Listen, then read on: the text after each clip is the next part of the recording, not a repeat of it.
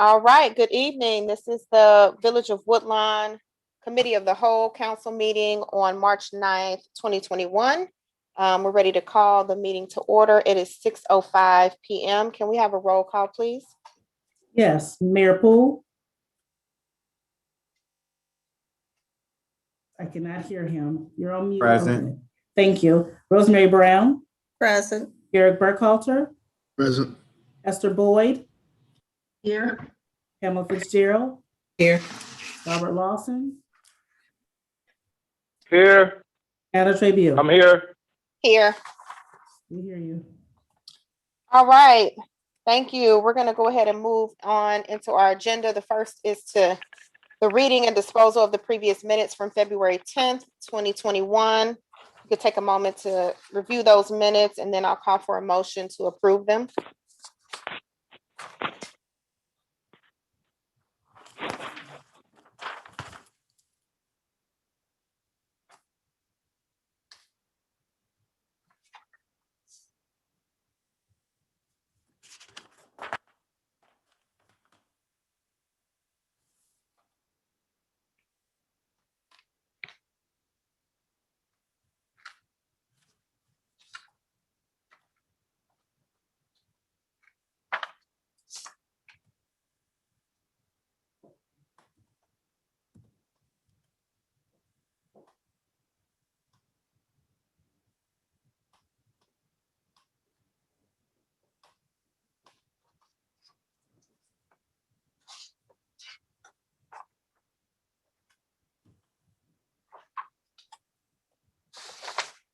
Can I get a motion to approve the minutes from the last meeting, please?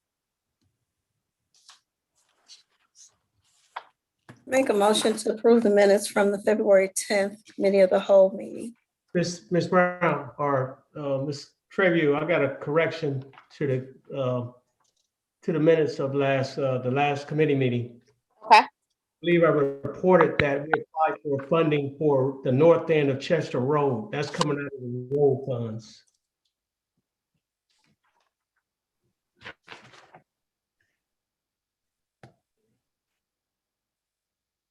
The only two roads we applied for funding for was Lee Crest and Retina Terrace. Okay, so where it says Chester Road, that should be corrected to say Retina Terrace? Correct, just Retina Terrace and Lee Crest. Okay, Right. thank you. Okay, say that one more time. Terrace. Where it says, under the Public Works report, it says Chester Road and Lee Crest should hear back in March regarding funding. Instead of Chester Road, it should say Retina Terrace.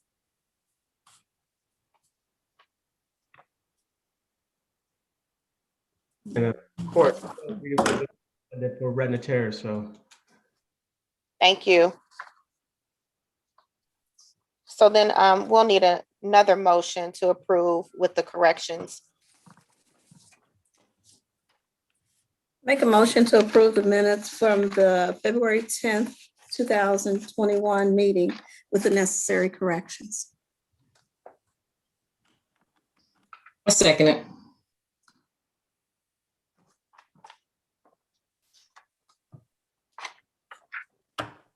All right, all in favor? Aye. Aye. Any opposed? All right, that motion carries. Thank you.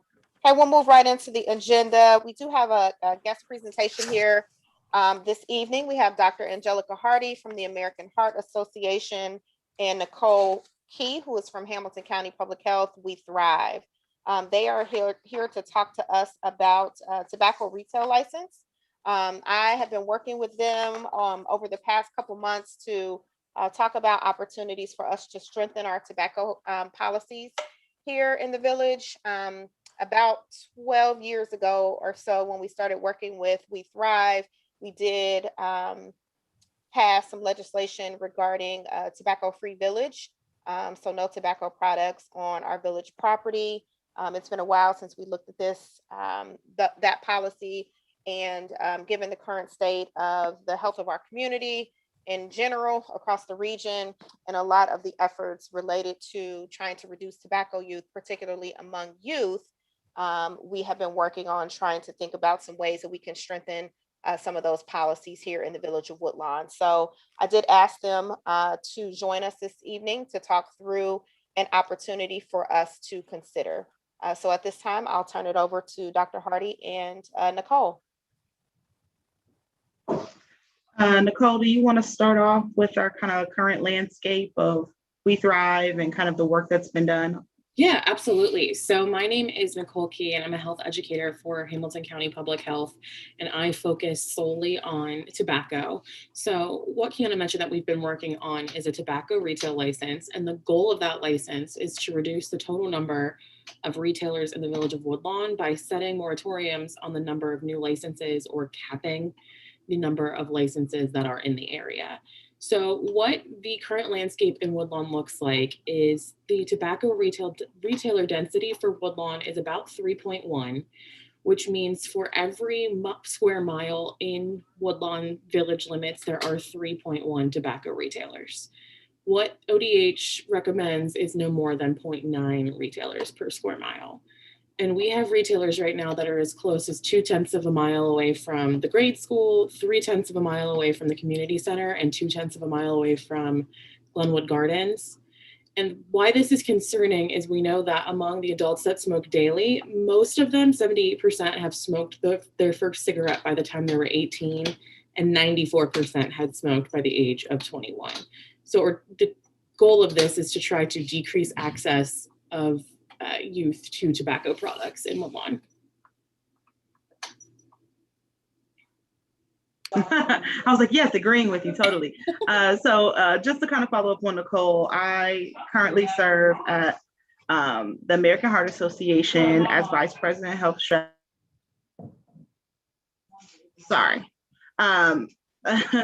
And currently serve as the Vice President of Health Strategy there.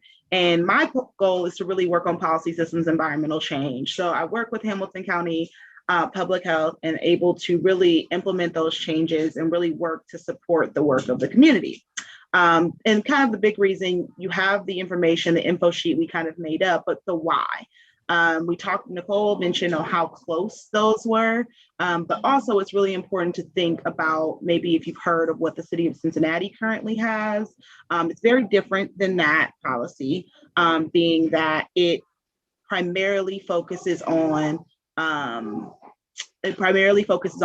retailer density and not actually the consumers. So not going to each organization and making sure that, and not youth checks and compliance checks of things of that nature, but really focusing on not having them near schools, not having them near different places, as Nicole mentioned. So we did provide a couple case studies in the document on why to adopt. So we really want to have this as an opportunity to answer any questions that you may have, and really to talk more about it. We definitely have brought it to We Thrive, and we're getting feedback on how to have education as a part of that, but really wanted to have this opportunity just to answer some questions, to really learn more. Thank you so much, Dr. Angelica, for coming today, you and Nicole. I just have a quick question.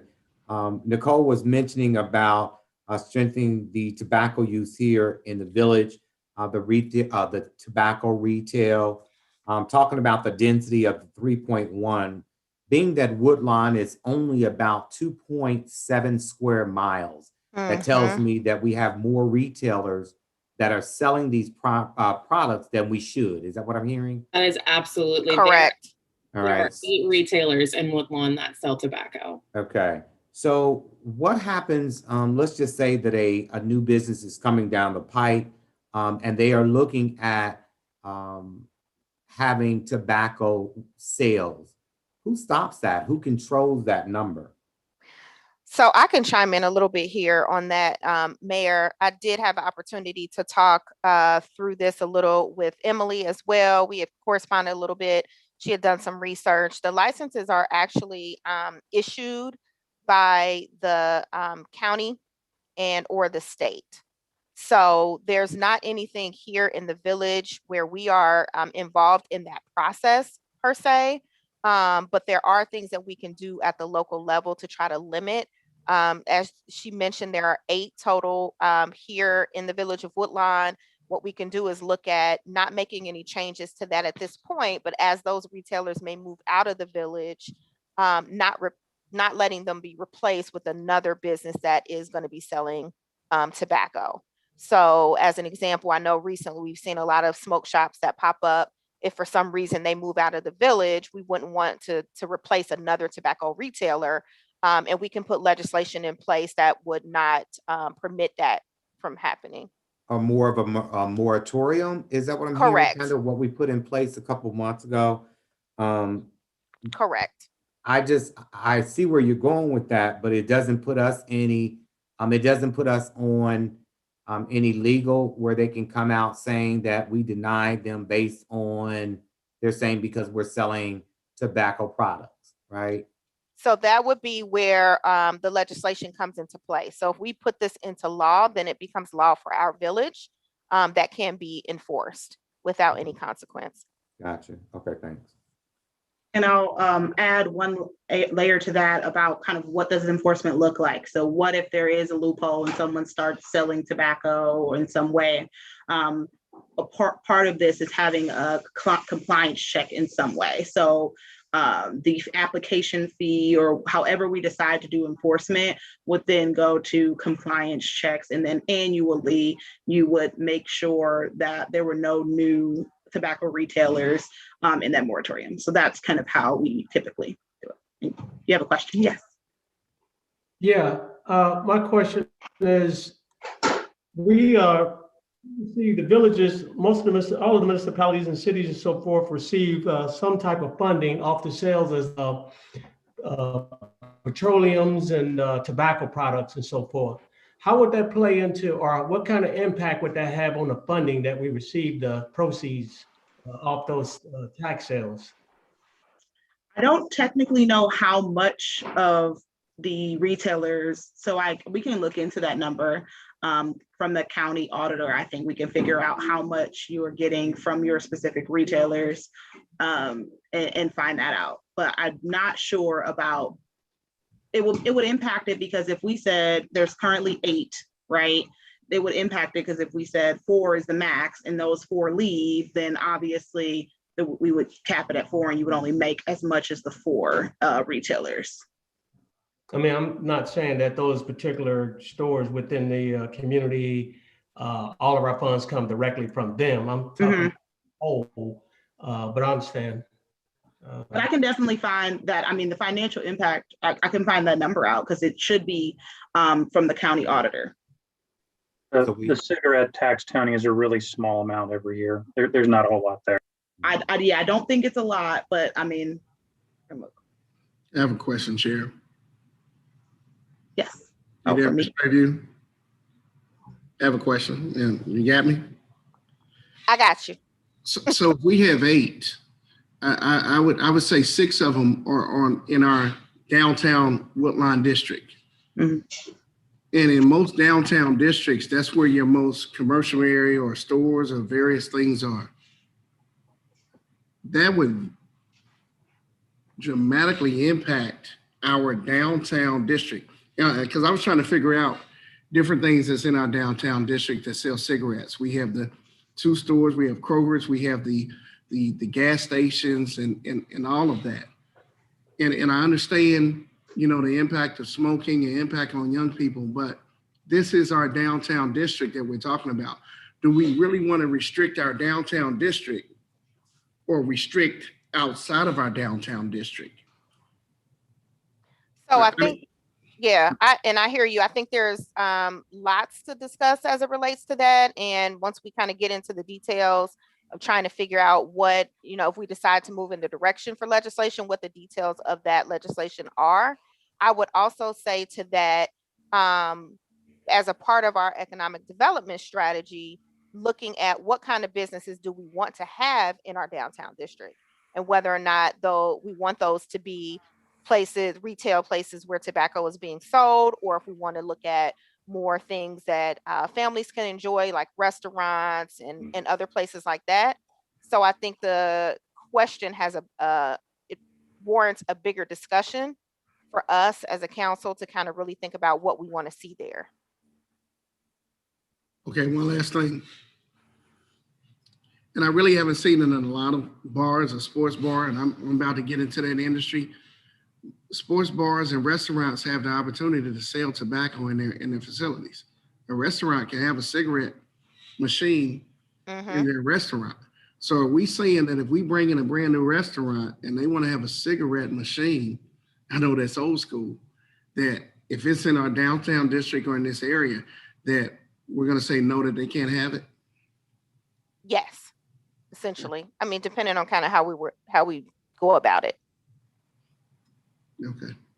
Now, Madam Chair, Yes.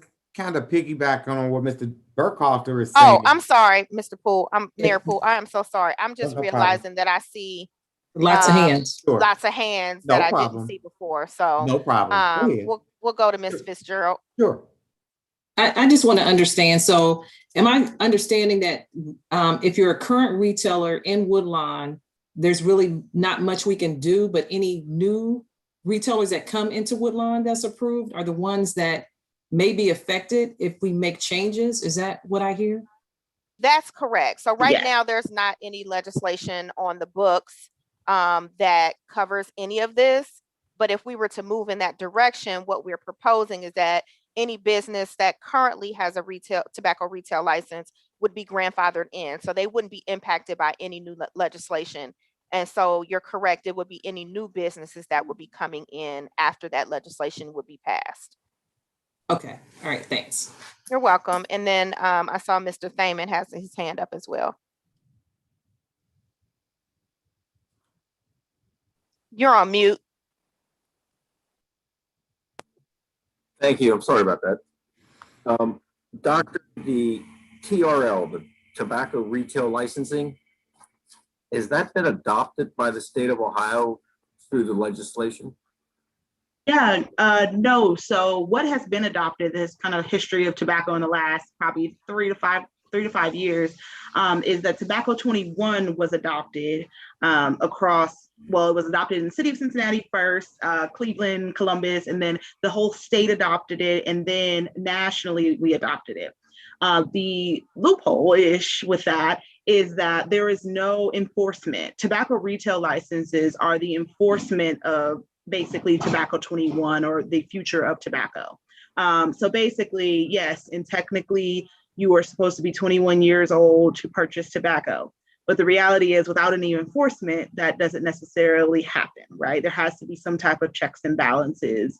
And with that, there's no tobacco retail license. Every municipality around the state is working with health departments and other AHAs and other organizations to adopt their own tobacco retail license, and they all look different. So that's kind of how I was mentioning the cities, it's compliance checks. They have what we call sometimes secret shoppers, which are youth that actually go and purchase to make sure that no one is purchasing under the age of 21.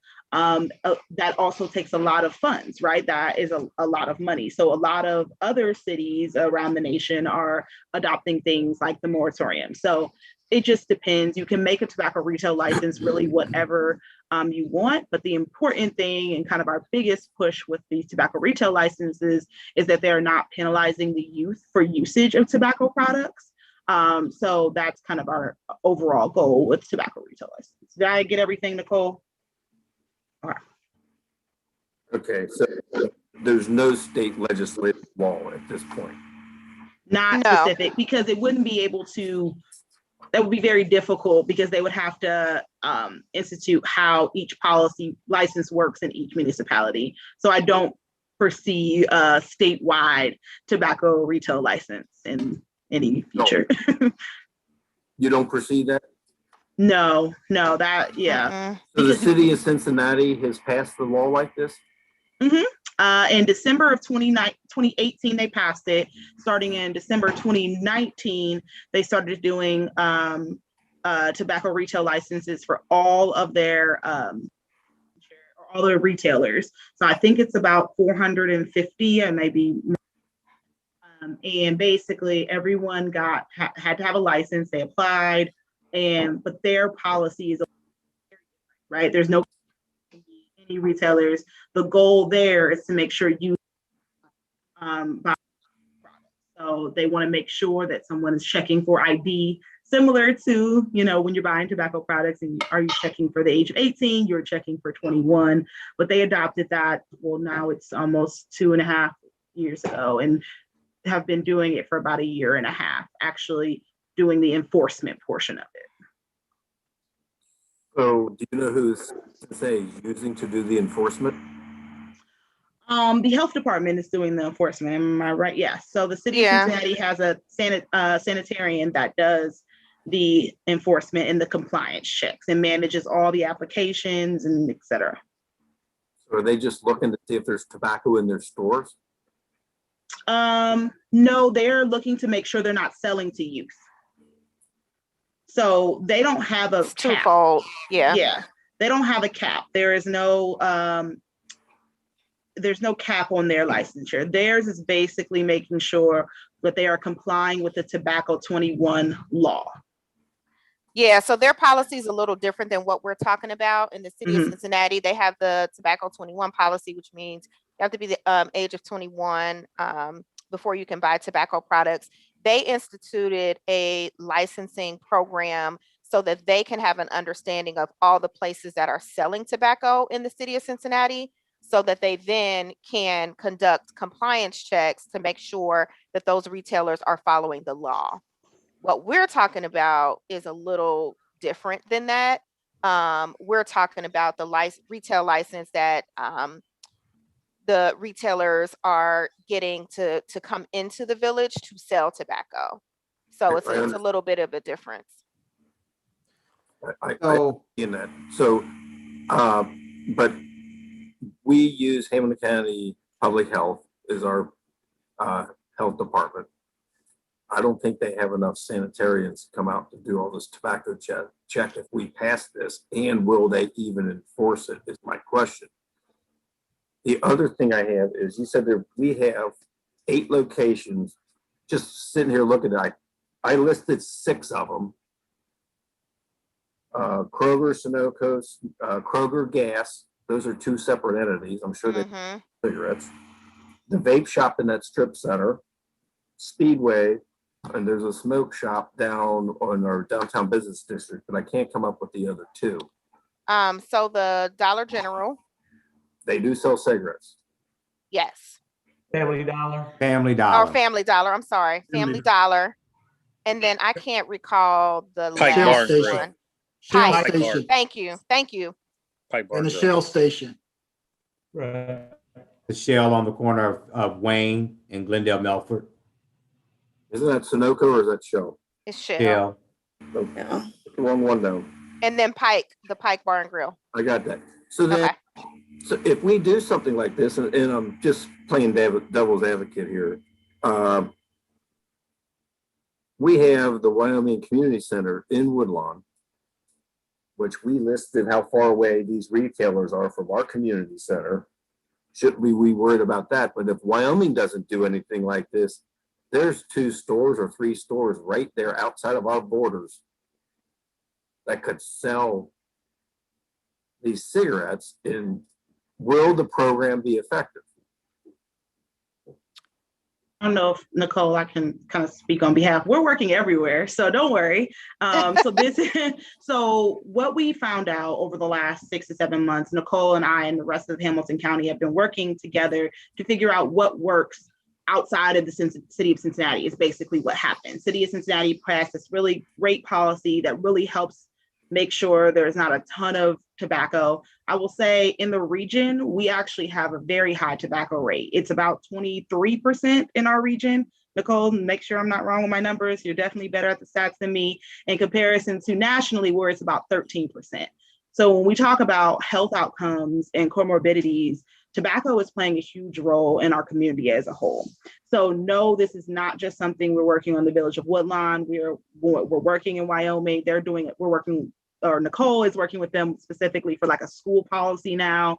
We've already done that at the city of Cincinnati. We actually worked with Princeton in the last couple years to pass theirs for youth. So there's a lot of work being done. This is not just a one and done situation. The issue is, unfortunately, Hamilton County cannot pass a county-wide tobacco retail license. We looked, we tried to find loopholes, but unfortunately that cannot happen.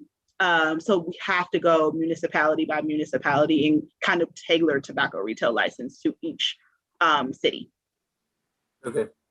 We're gonna go to Mayor Poole and then Mr. Burkhalter, and then I'm gonna ask that we end the discussion now. And we'll definitely have another opportunity to talk through this. As I mentioned, this is just kind of an introduction for something for us to consider, and we'll continue working at this. When we have a draft policy for us to consider, we'll present that, and then we'll have an opportunity to revise it as necessary. So Mayor Poole. I'm okay, Madam Chair. Thank you. Okay, Mr. Burkhalter. And this is just my thoughts. I don't see the impact. I understand we have the smoke free with our buildings and whatever. And again, the majority of our places that sell tobacco are in our downtown district. At one time, I'm not going to disclose the location. At one time, a United Dairy Farmers was going to come to our village and possibly build a United Dairy Farmers. So we're saying now that we're trying to develop our downtown district. If a United Dairy Farmers wanted to come to our downtown area in Woodlawn, we would stop them from coming if we implement this because they're going to sell tobacco. We're so close. Most of the locations in our downtown district, if we restrict it to our downtown district, they have to go less than a half a mile to get their tobacco. They're going to get it in our downtown district. I don't think, this is me, I don't think the downtown district should be restricted. Really, I don't think any area in the village should be restricted, but if we restrict anything, it would be outside of our downtown district. Because like I'm saying, if we stop United Dairy Farmers from coming on Springfield Pike, you still got 6 or 7 opportunities within a half a mile area to get tobacco. So you're really not stopping anything. Just my thoughts.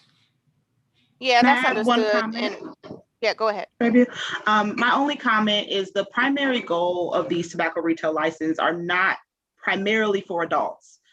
We are really focusing on youth. When you have so many retailers, we've seen the increase of vape shops all around the county. When you have these things continuing to pop up and we don't have a retail licensure, they continue to prey and market towards youth. They have flavors. Black youth in particular. Yes, and we didn't even get into that. Yes, thank you. That is really the primary goal. Adults are going to drive to the next city. They're going to go wherever they want to go to get their cigarettes, their electronic cigarettes, and things like this. These policies are really primarily so youth do not begin smoking, so they are not lifelong smokers, and we know the long-term impacts of that. So that is the overall goal of this work. Thank you. Thanks everybody for your comments. As I mentioned before, this is not the end of the discussion. We can continue to talk about it and make a decision on what we think is best for the village. And just in conclusion, just thinking about, balancing the economic interest as well as the health and wellness interest of, in particular, the youth in our village. Is kind of where the discussion is at this point. So thank you both for joining us. Thanks for the information, and we'll follow up with you soon.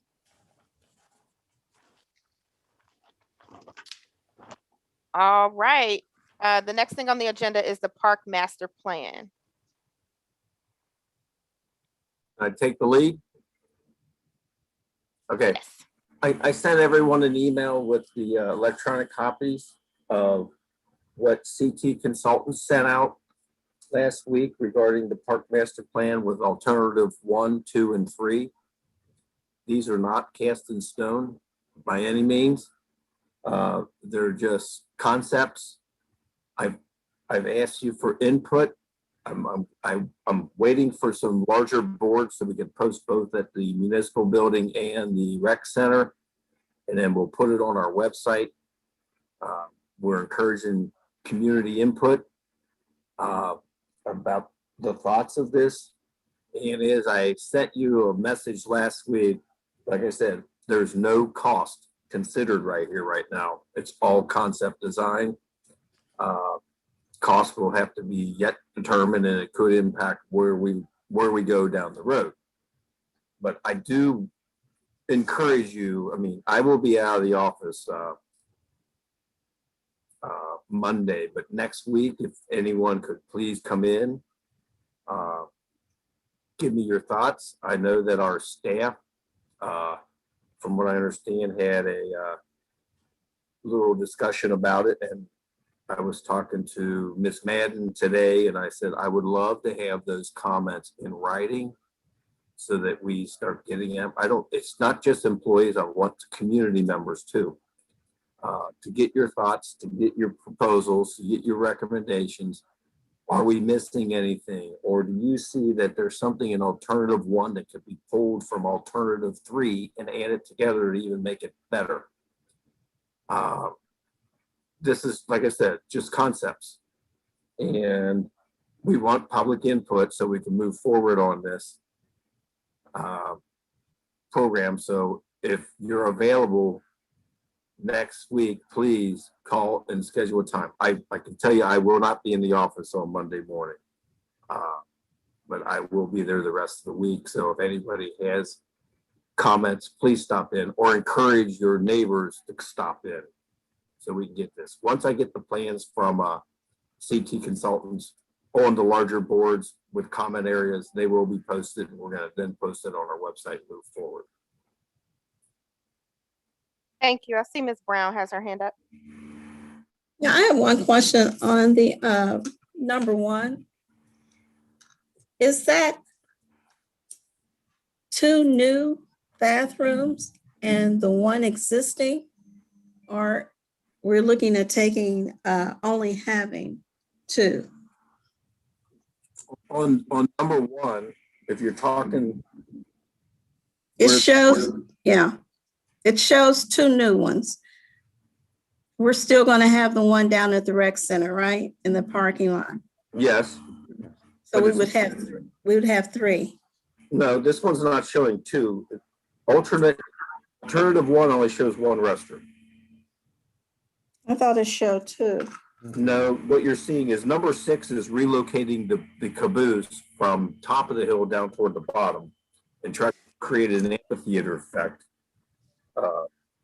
by putting some screening behind it and along the sides. The restroom would go toward Woodlawn Boulevard, where it shows as number 7.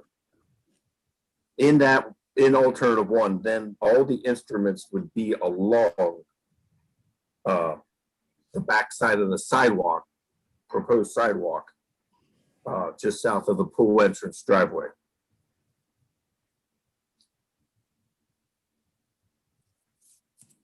Okay, I was looking at it wrong then, I guess. Ms. Boyd?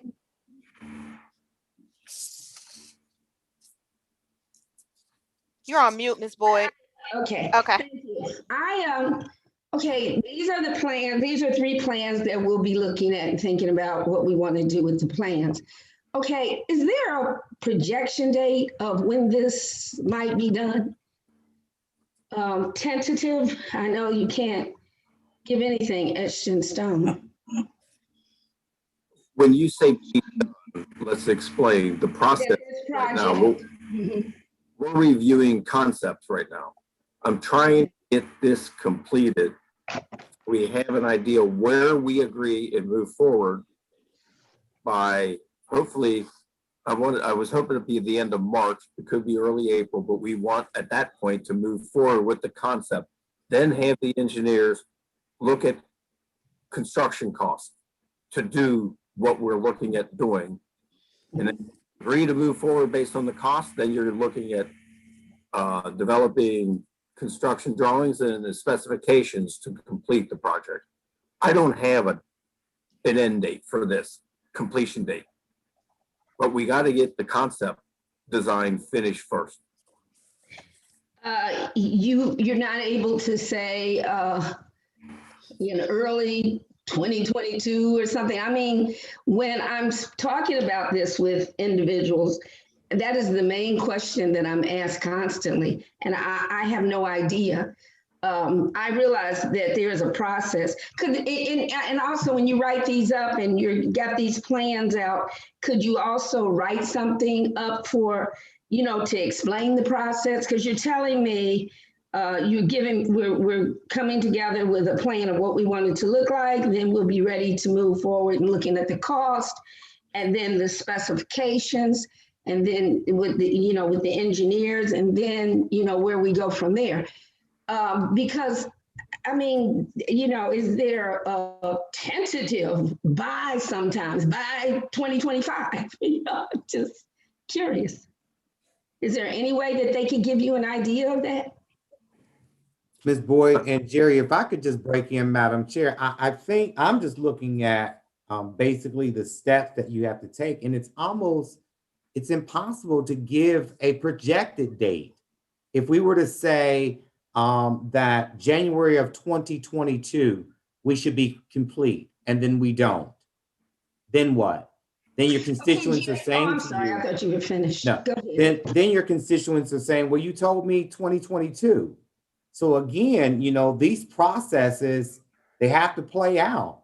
And I think that the only way we'll be able to give a definitive possible complete date is once we derive with the drawings of how this is going to look. And then we adopt that and say, okay, this is where we're going to build to these plans. I think at that time will be more feasible to get a date than shooting from the hip on where we are in the stages. Okay, Jerry, then can you say, if you talk to the engineers, I mean, tentative projects like this, most of the time take 2 years. Projects like this take 3 years. Do you understand what I'm saying? It's so ambiguous. I'm like, yeah, that's all I'm asking. I see what you're saying. Yeah. We can't give them anything in stone. I do understand that. But I'm sure the engineers when you're talking about the cost, these people, this is what they do.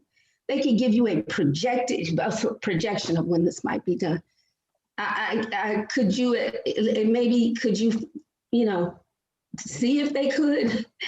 I imagine it would also depend on which of the options we choose, because they all are different as well. Okay, all right, thank you. And let me add that it's a little more involved in what you were saying, Ms. Boyd, because I can ask the engineer to give me a cost of alternative 1, 2, and 3, but they don't know what detail we want in each one.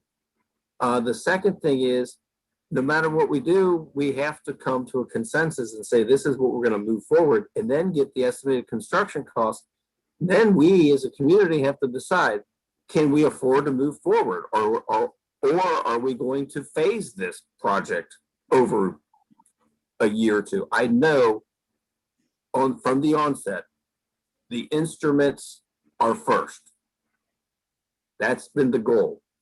And so that is on the front burner. They all know that.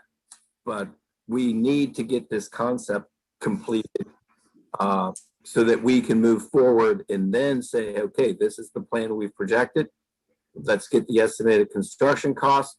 Let's go ahead and decide, are we going to phase this, or are we going to bite the bullet? I also been trying to push this as hard as I can so that if there's still any types of nature grants from the state of Ohio, Hamilton County, or federal grants, or even foundation grants because of these musical instruments, can we get funding yet this year? Apply for it and fund it.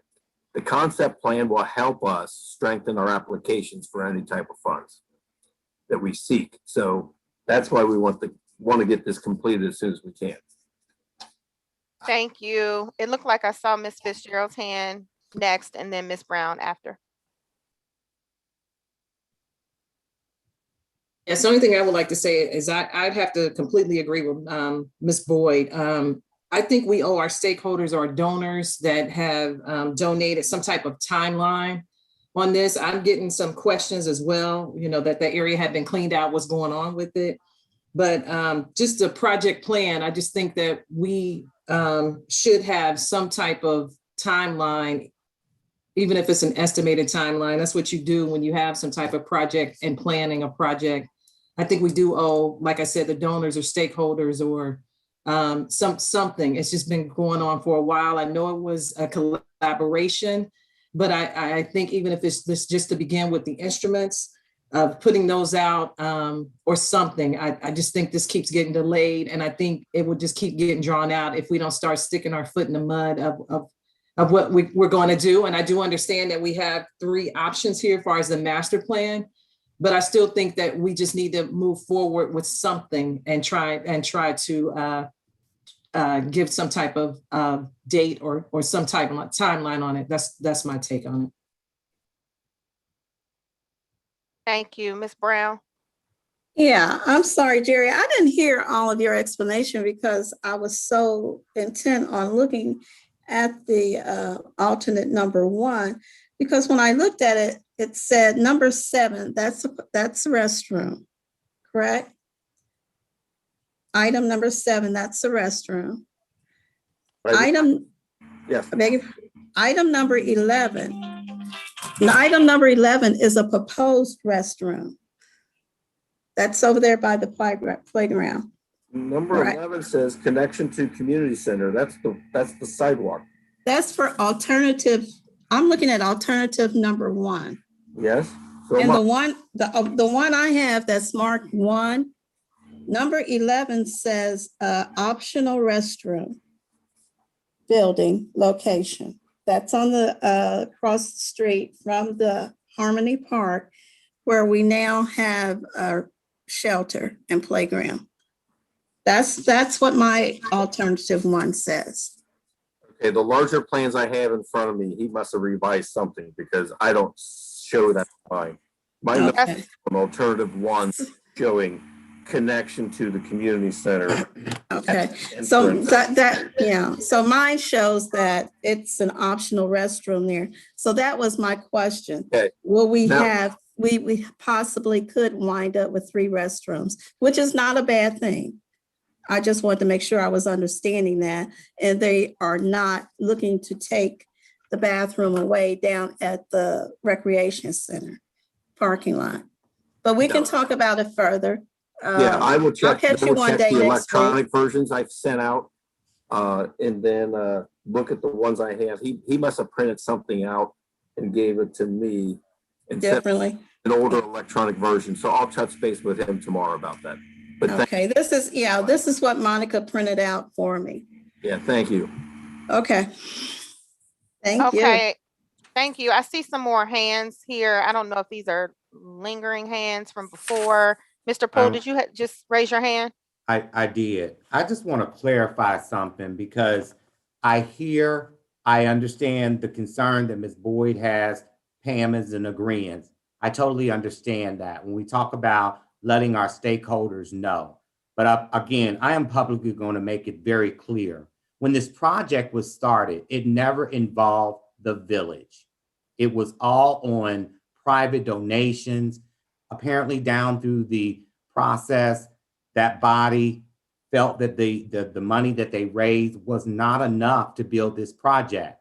So we jumped in to try to come up with a master plan to help both sides, both entities. So I just wanted to make that very clear because people are thinking that the village held that up. The village did not hold that up. We did not commit to any monies for that project. Moving forward, we have to. It makes more sense. In terms of letting the public know, a letter is being drafted. It has been drafted, was sent over to me yesterday for me to review.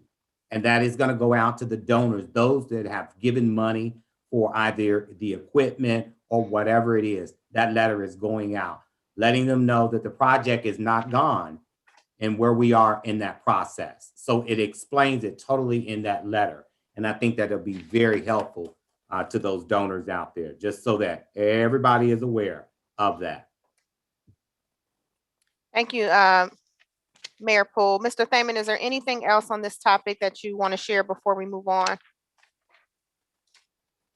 I'm good. I mean, I would just encourage you to reach out to your neighbors and ask them. Once you see it posted online, we'll update you on that and encourage them to come in and provide their comments. I mean, we might be missing some amenities that others want in the community and we haven't recognized it yet. And that's why we want public comment. The other thing is, I've talked to the mayor about this, and I know years ago, Mr. Stan Greninger with his trains, is that caboose an important element to remain in our park? Yes. We have to, we have to hear from people to say, yes, do we keep it, or we can do away with it? So that's all. I think, Okay.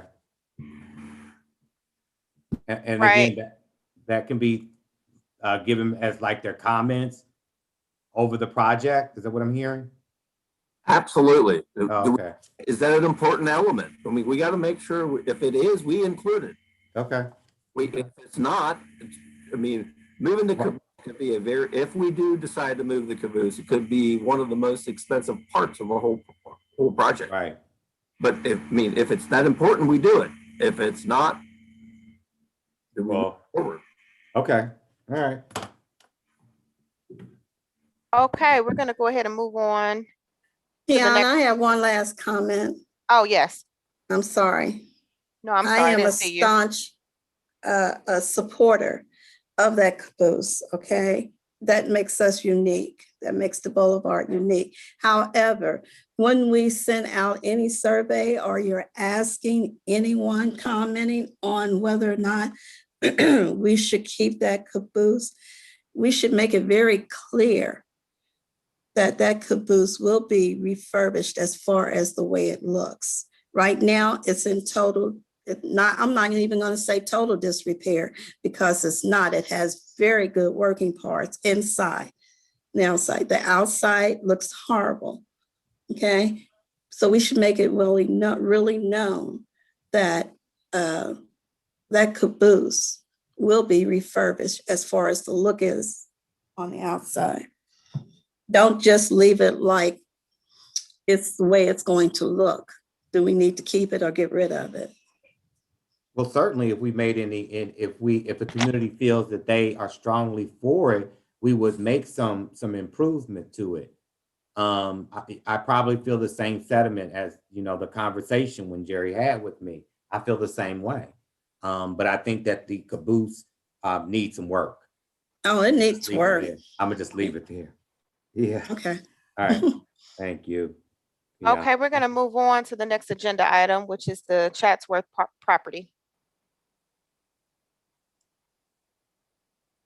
That's me again here.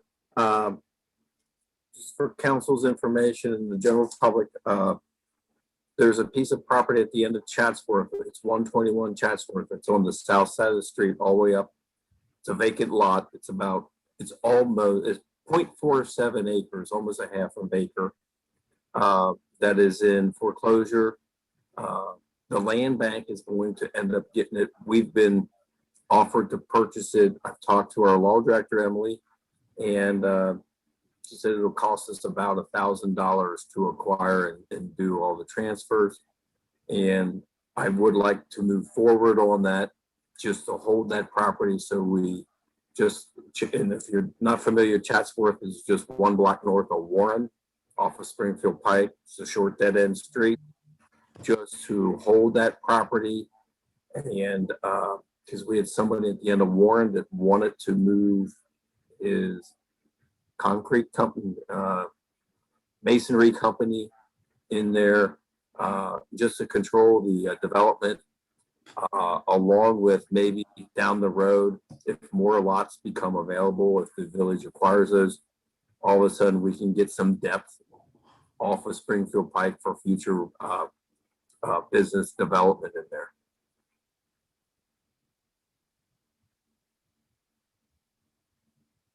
Thank you. Are there any questions for Mr. Thaman on that? Mr. Burkhalter has his hand up. Oh, Mr. Burkhalter. And Jerry, it's nothing against you. I think we do this all the time, but I'm not understanding why we show our hand in any purchase or thoughts of purchasing property instead of talking about this in an executive session. I'm just wondering why do we tell the public what our thoughts are? Let me explain this one. This one has already gone through foreclosure. Okay. Hamilton County, the land bank purchased it. It's just us getting it from them in a transfer. Okay. But your point is well taken, Mr. Yeah. Burkhalter, and I know you've mentioned Yeah. that before. We talked about that before. Yes. Thank you. All right, next on the agenda is the roadway improvement projects for 2021. And I know that we do have a document that was included in our packet that has some information about road funding. So I don't know if, Mr. Brown, if this is your agenda item or someone else's. That's Jerry's. That's Jerry's as well.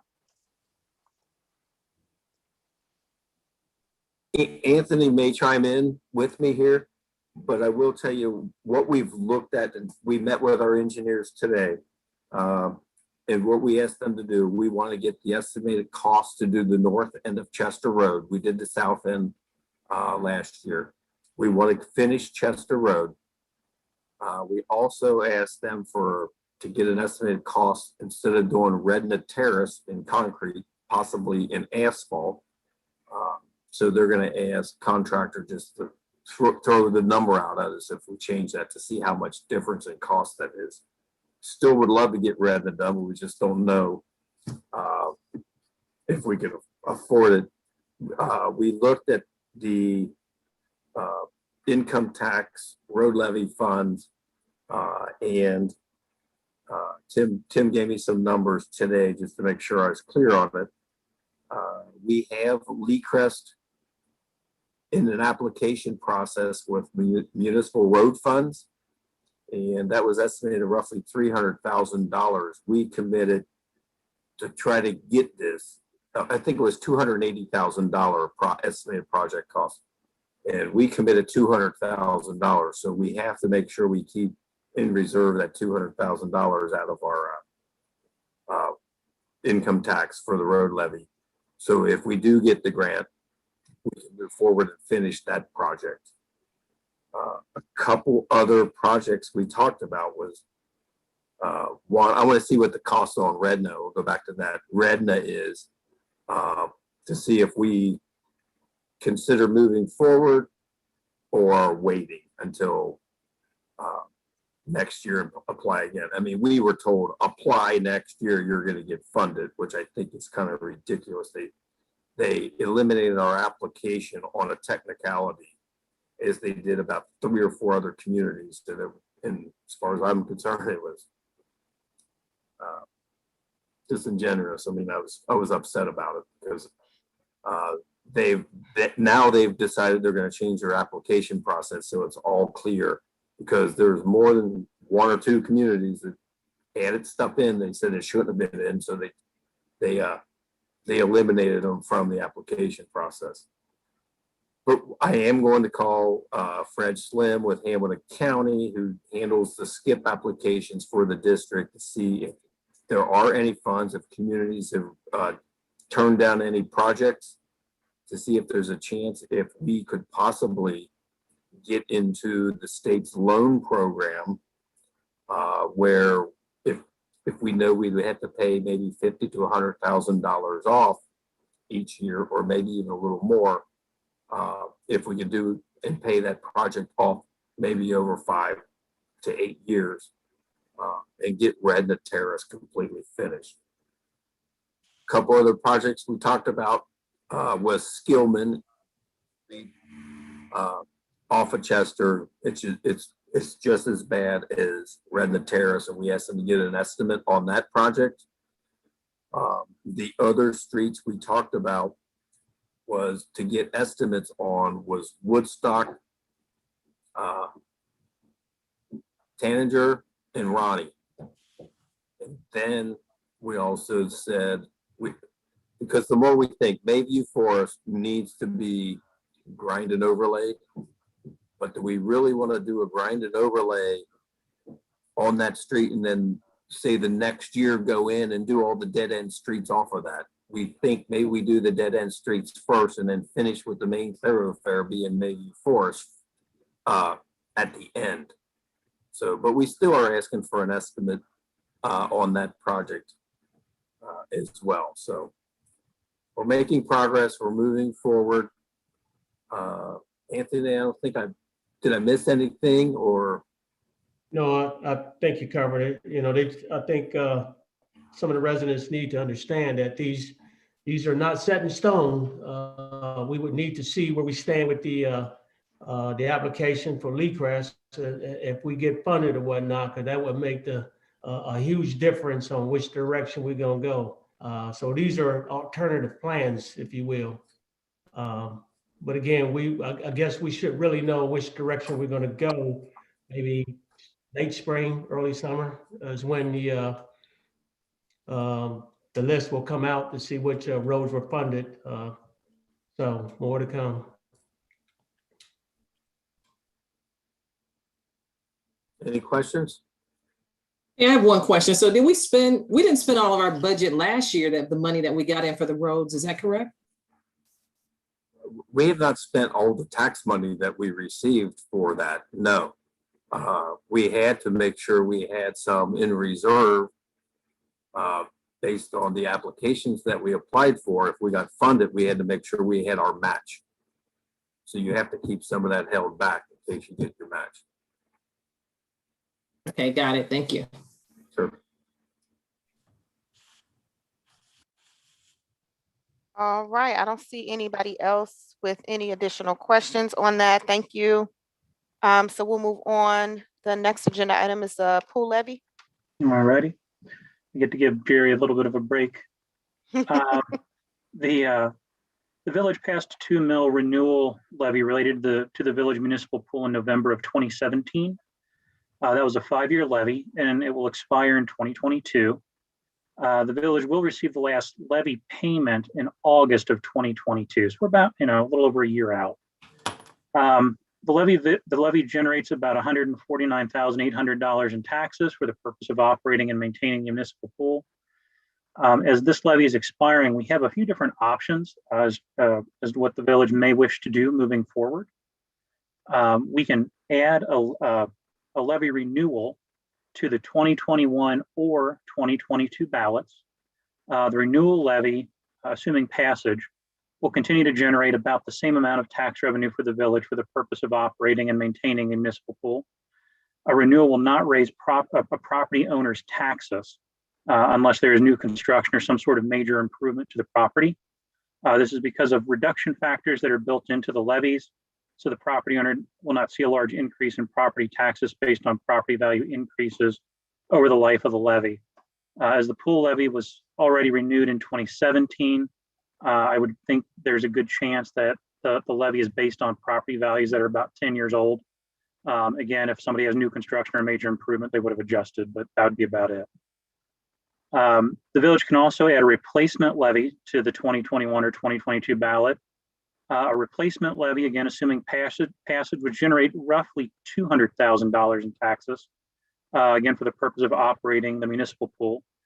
The replacement levy adjusts the values associated with the original levy to current values and starts the reduction factors over. So that replacement levy will increase somebody's property taxes, but you're still into a $2 million levy. Just makes the numbers current that you're basing the levy on. Third option is that the village can simply let the levy expire.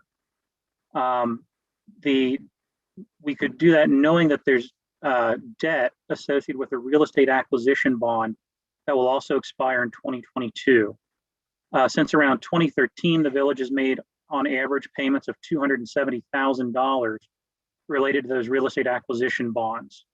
As there will be no more payments associated with that debt after 2022, the village may wish to simply allocate a portion of the funds that were previously used for the debt payments to the operation and maintenance of the municipal pool through the budgeting process each year. So again, we may just decide, if the village decides they don't want to collect any additional funds from the taxpayers, they have that option. The pool levy expires the same year the bond debt is paid off. And then, another option that we would have, similar to option 3, the village could let the pool levy expire and reallocate the resources related to the debt payments. And then the village could add a new levy to the ballot in 2021 or 2022 to subsidize a different village service. So you could add a levy for police or public works or something like that if you chose And Jerry and I talked today a little bit as well. And, one of the other things you could do, if you didn't want to do a 2 mil levy for the pool, you could do a 1 mil levy. It would be a new levy. But if you just want to do 1 mil, that would also kind of, people wouldn't have to pay as much of their taxes, but you're still getting money for the pool, or again, for whatever other, village service you'd like to subsidize with levy money, as opposed to using just the general fund. But just kind of some things to think about. It's kind of nice in a sense that, it expires in 2022. The end of this year, we have kind of a local election for some council seats. So if we wanted to put something on the ballot this year, there should be turnout, and you could try something this year. If it doesn't pass, you could do something again next year. Next year, if I'm not mistaken, would be the state elections for the governor, auditor, and the attorney general, and people like that. Just so you've got some options out there, depending on how you wish to move forward. Madam Chair. Yes. So I just have a real quick question, Tim, in terms of that, that 1 meal, if we to allow the levy to expire at the end of the levy, and we do the 1 levy to encompass, it would just be kind of that money pouring in, and then we can allocate it to whatever department. Is that what I'm hearing? Might it be police, fire, service, pool Right. operations? So if you were to adjust the levy millage, right? So if you wanted to make a 1 mil levy as opposed to a 2, you're passing a new levy. You're not renewing or replacing, you're simply passing a new one. Okay. So since you're passing a new one, you would write the levy language to subsidize whatever village program you thought would be prudent to subsidize. Okay. Okay. Okay. Look like Miss Boyd, did you put your hand up? I can unmute myself. For the village manager and the finance director, I appreciate your input here. Is there any way that, I'm not trying to overload you with work, but I could see some of this in writing? I tried to write down what Jerry was saying, and then I started to write down what you were saying, Tim, but can we have some type of written bullet reports that we could, at least, I don't know about everybody else, but I keep it. I also look back at my records. Absolutely. I can go ahead and email that to everybody. I was also planning on adding it to the finance committee report, so you guys have a hard copy that way as well. Okay. That's great. I appreciate that if you all could. Thank you. Ms. Brown? I don't know if I missed it or not. How much we didn't operate the pool this year, but the prior year, how much did we pay? How much was that? The cost of operating the pool? Yes. I know last year, before we made the decision to shut the pool down, we had budgeted $175,000 to operate the pool. I'm sure it was about that much. I'm somewhat cautious about using numbers before last year, just because there was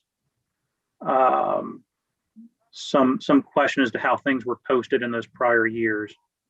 But again, knowing that we do have time to put this on the ballot, and knowing that there's a good chance the pool will be operating this year, we can kind of watch and see what those expenditures are, and base the levy on those actual expenditures if we chose to. Speaking of that, where are we at regarding the repairs on the pool? I know that Is that coming up with Recreation Department update? No, I can address that. But first, I was going to add, Tim, I don't have those numbers in front of us, exactly what we subsidize the operation of the pool with. And I'm trying to think off the top of my head what our contract is for Swim Safe. I want to say it's around $120,000 for this coming pool year. So there goes the majority of the money you collected in the tax levy at roughly 149,000 Right. to pay swim safe. Then we have all the other costs associated, other chemicals and the water and everything else. So, And that's with our 2 meal, right? Yeah. yes. With, But with the pool, Yeah. I met with the contractor last week. We went to meet a couple weeks ago, and I called him up, and 8 inches of snow or whatever it was, and we weren't going to see any concrete. So Mhm. wait till that went away. But we went out. He redid the drawings. He's going to update me on the estimated areas he's going to take out. Try to stay right within that budget, what we did for concrete deck repairs. He's got his contractor lined up for the pool. He's already taken out the old splash park water pad area. And he's got all those features ordered. So we're moving forward. And I mean, we still have, I believe it's a May deadline, May 15th, I think it was, but we're still going to push him hard to make sure we get this thing up and operating by Memorial Day. And with that being said, if we can safely open it up with COVID still one of Right. a Right. lot more comfortable this year than I did last year. So Right. Yeah. I'm looking at this totally as we're opening up come Memorial Day. Okay. You are. Good. Awesome. Mhm. This is Councilman Lawson. I got a quick Thank question you. for Jerry. Yes. Can you hear me, Jerry? My question is this: with all the new accessories and repairs you got for the pool, are there going to be accessories like bar for the kids? Usually, like when I go down there, there's not enough kickboards, not enough umbrellas. They could use maybe some balls or just something that they could do besides just stand around. Was there anything else like ordered like that? Like anything? Mr. Lawson, all I can tell you is last year when I was here, the pool was closed. This past year, the pool was closed. The year I came here, season was almost over. So I really don't know what kind of supplies we have down at the pool. If that's something we need to let Paula know, we can look into this because it is something that, like I said, I'm not familiar with. I'm right now working on the capital implements to get this thing completed. And then if we need to look at supplies, equipment, accessory equipment, yes, it should be looked into to make sure we have stuff like that. But I Okay, appreciate well, your comment. yeah, definitely. Let's look into it. And then because, when the kids come down there, we want them to have a good time. And, the ones that do come, we want them to have something to do. We're probably still going to be doing some distancing, still at that point. So just whatever we can do to make them feel comfortable. I applaud your effort, Jerry. Thank you. I would say That's we all I have. probably would need to talk through that with Swim Safe as well, because I know that there are some restrictions on the type of accessories that you can have in public pools. So Being a user of the I pool think that'll be a or good life jackets. I think that'll be a good conversation. I know with CRC last year in the middle of COVID, I would take kids to the pool, and Swim Safe was in charge of their pool as well. So there wasn't too much that you couldn't have. I mean, life jackets, the noodles, they pretty much did everything that they would normally do in a pool. But we can double check for sure. great. Thank you. All right, the next agenda item is a public works update.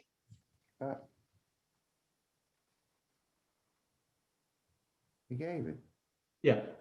For the most part, we already discussed the road preservation plan. Number 2, fire hydrants. As of today, I counted 21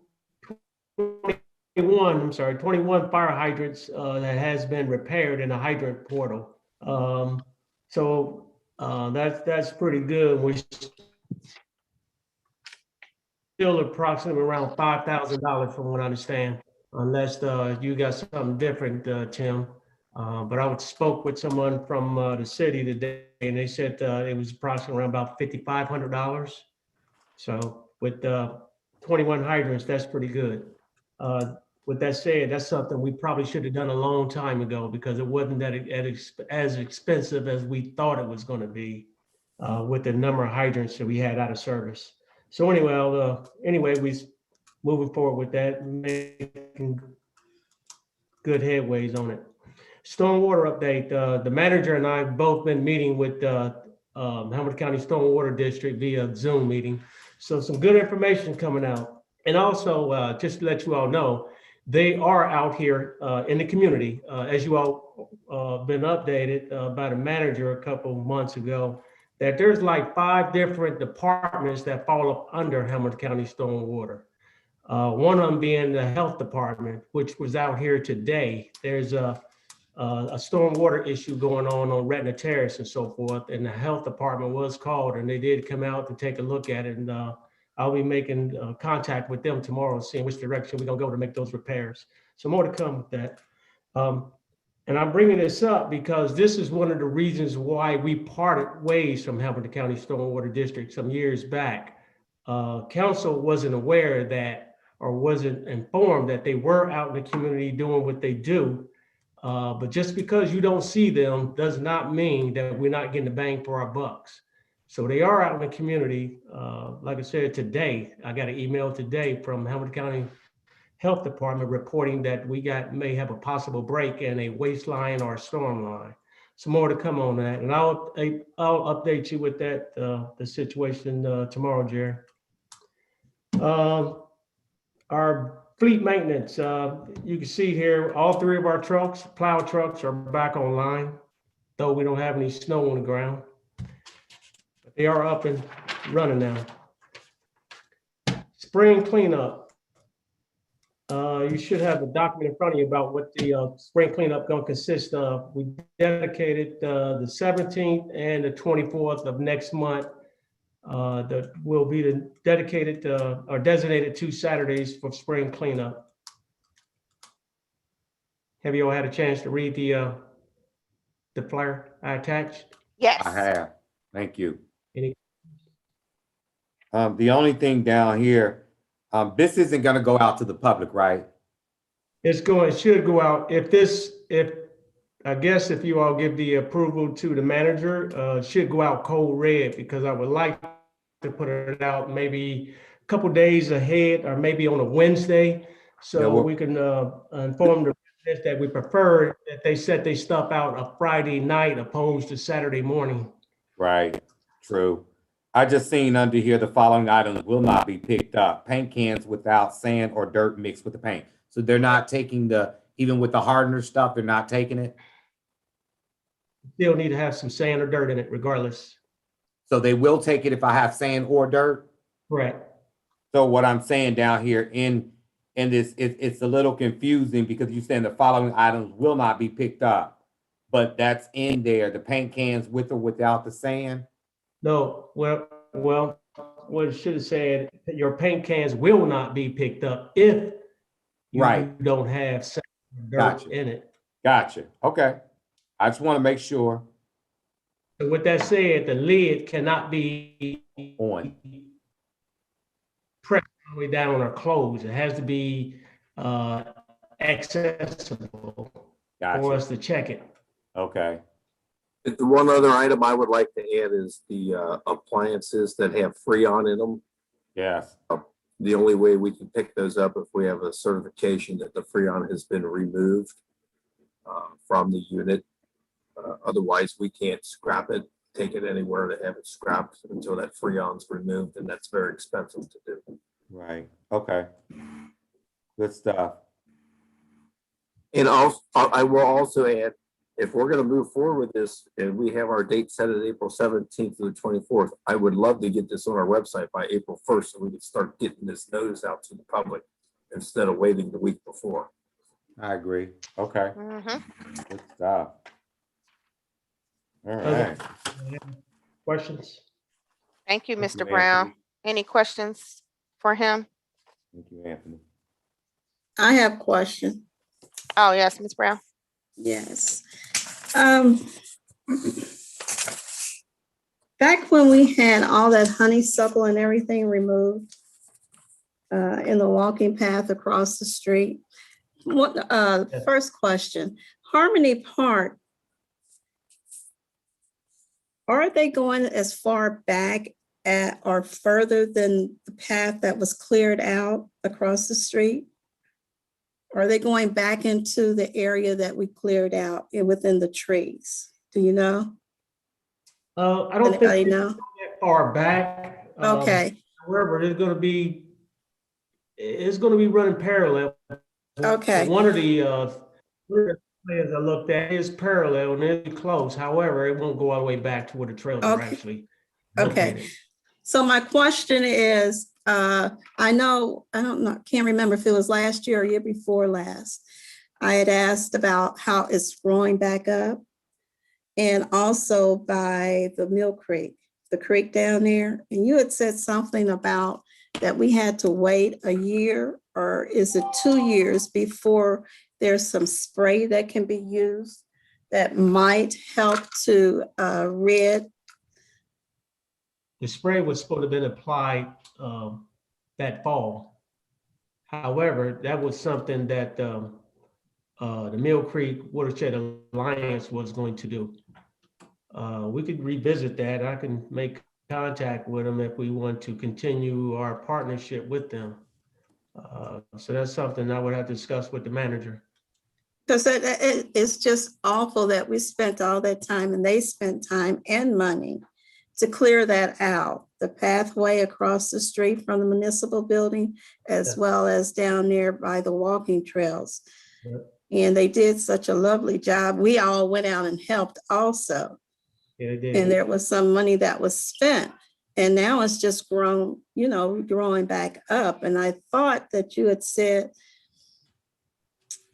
that, yeah, there was some spraying that could be done. Also, that we would have to wait a year or two before any type of planting, like flower planting or anything could be done. That's right. Well, with the COVID last year, that didn't happen, but it should have. Right. The should have took place last fall. Okay. Is that something that you can look into? Yes, absolutely. And see, because I mean, it looked really, really nice when it was cleared out and done. And I just hate to see all that work go to waste and we start right back where we were. I would like to enter into another partnership or continue our partnership with the Alliance, Watershed Alliance, because they did some great things here in the community. But that's going to be up to a conversation between the manager and you all to authorize him to enter into another agreement with them. I think at one point, weren't we donating to them in the tune of something like, was it 5,000 a year or something like that? We were. Mm-hmm. We have not in the past couple years, I don't believe. COVID I know for sure we didn't in 2020. COVID last year, but some great things came out of that. It did. So yeah, that's something that we need to look into and have further discussion on. It really made a difference by the walking trail. And if you walk our walking trail and you go down through Wyoming to see how they have cleared theirs out, yeah. it is really nice. They actually use keep it. They actually use contractors to keep it down, keep the honeysuckle down, include spraying. Yeah, it really does make a difference. They do. All right. That's all I had. Thank you. All right, we'll move on. The next is the Police Division update. Chief Tillman. Thank you, Madam Chair. Good evening, members of council. Thank you for the opportunity to address you this evening. I have a few things on my updates for you. Just recently met with the members of the Social Justice, the Centers for Social Justice. We had a meeting today, a Zoom meeting, and we discussed our partnership and our path forward. They're familiar with House Bill 703 and how it's going to impact us. During my most recent meeting, Chiefs meeting, it was also discussed that we should plan to move forward with those plans that are in that written document. And as you know, the governor is also promoting it across the state of Ohio. So it looks like something has caught traction and it's going to happen. Next thing I have is our staffing.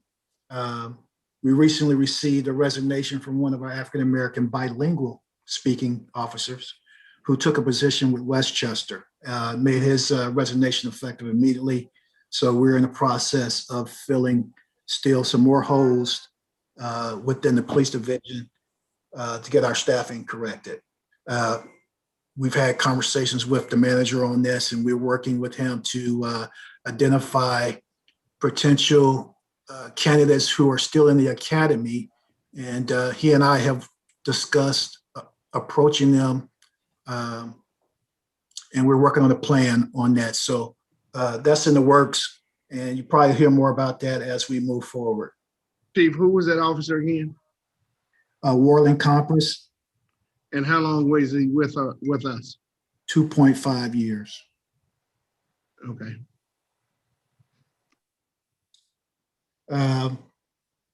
Other thing I have here, let's see. Oh, as you guys may have already noticed that in Timberland, we have placed the speed sign up. It is providing us with data.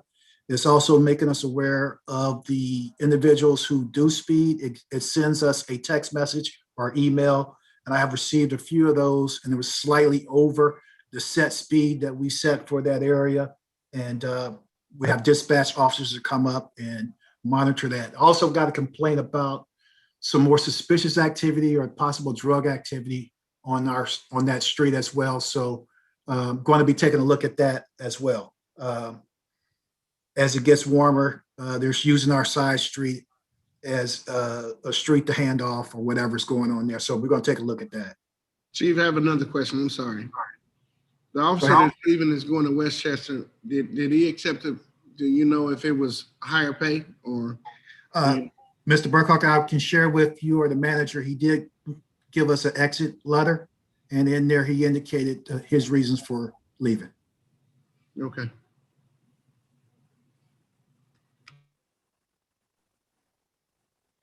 Okay, as I was saying about the speed sign, that is working very well. So we need to swap out the batteries in it because the batteries went down. We need to come up and possibly go ahead and utilize the solar panels. We were trying to avoid using solar panels because it didn't look aesthetically pleasing. So we may have to use it because the batteries don't last very long when you have a certain amount of traffic that affects the posting of the speed. So we're going to probably have to go ahead and work with Mr. Brown and get those solar panels put up as well, since they're a part of the installation. Is that any different? Chief, go ahead. Any different in terms of what I'm seeing on the corner of Marion and Wayne Avenue with those solar attached to those blinking perimeter around the stop sign? They work. Are you asking me if they work in the same principle or? Are they the same? But I don't think that they're too big. They don't look too bad. Are they at the same size? We have to. No, they're much larger. Okay. We have to come up with a way to get them affixed to that street lamp so it doesn't damage the street lamp or make it heavy, and we don't want that street lamp to fall. So I'll have to work with Mr. Brown to see what kind of solutions we can come up with so that we can get the most for our money out of those solar panels, so we're not going through batteries and the sign's not functioning, because it does us no good if the sign's not functioning because of a battery. So we're going to have to take a look at that, and the lieutenant said he's going to look into that tomorrow. Have we been able to increase our ticket issuing or tickets over in that area now that we have the flashing signs? I do see that the live officer is over in the Fairlawn subdivision pretty much on a daily in the morning. I see him pretty much on the same schedule. So I'm just hoping that we're seeing, because I know we're seeing some ticketing over there. Is this piece of equipment doing anything for us to identify, for us to post over there? What the equipment is doing is making us aware if anyone is traveling over the posted speed that we set and notifying us by either text or email. And then what I will do is either dispatch units over there to investigate, depending on how many alerts that we get. So mainly it's just tracking if anyone has gone over the posted speed limit in both directions. So we're aware, we can be made aware of what's going on with that on the spot, and we can identify and address it as it is occurring. And then really question, Chief, one other question. How often do you plan to move that solar sign or whatever? How often do you plan to move that throughout the village? Well, what I plan to do is go back and meet with the manager and let him see the data that's been reported on that. We'll make a decision from there whether we need to move on or continue it at its current location. Okay, because I thought that the purpose behind that is not leaving it over in one area. We would use it throughout the village. So you're correct, Mayor, but we have to give it some time to be in a stationary location so we can record enough data so we can report enough information back to you. Okay.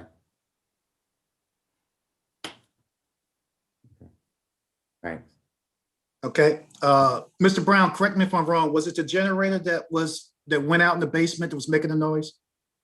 There was a sump pump alarm going off, making you all aware that the sump pump itself is malfunctioning. Actually, it's going to be replaced.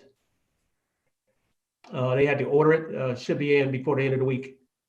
Okay, so we had an issue with the sump pump in the basement of the PD, and Mr. Brown summons out the workers, and they're working on getting that taken care of. However, it was making a very loud, audible noise, and it's been corrected, or it's going to be corrected. And that's the end of my report. So if anyone has any questions, I could entertain those. Thank you, Chief. Thanks, Chief. You're welcome. Any additional questions before we move on to the next agenda item? All right, move from one chief to the next, and we have Chief Johnson from the Fire Department. Evening, everyone. Our report is pretty quick this evening. Just for the update on the fire trucks, we're still waiting for Emily to work that out with the other law firm on the other end. There was some switching of jobs and things of that nature, so we're kind of behind on that, but everything is still moving in the right direction. The pumper that we did trade in, or our fire truck that we did trade in, it's already gone. So we're using our backup truck from Lincoln Heights, so we're still taken care of on that. Our next piece here for the community paramedicine, as we spoke about last time, that's still moving in the right direction. We're working with Princeton again, Mr. Burton and Miss Key from Lincoln Heights as well. We're getting that piece together. And I'm not sure if we explained this last time. They're actually trying to target kids all the way to the age of 8th grade and start these kids going all the way through. So by the time they graduate, they'll either have their EMT, fire, paramedic, LPN, things of that nature. It's not just going to be the fire service, but this is going to be the template that they'll use for the other careers that they'll have at Princeton. So again, this is the first time they're doing this in Ohio, and this will be the template they'll use for other schools around the state.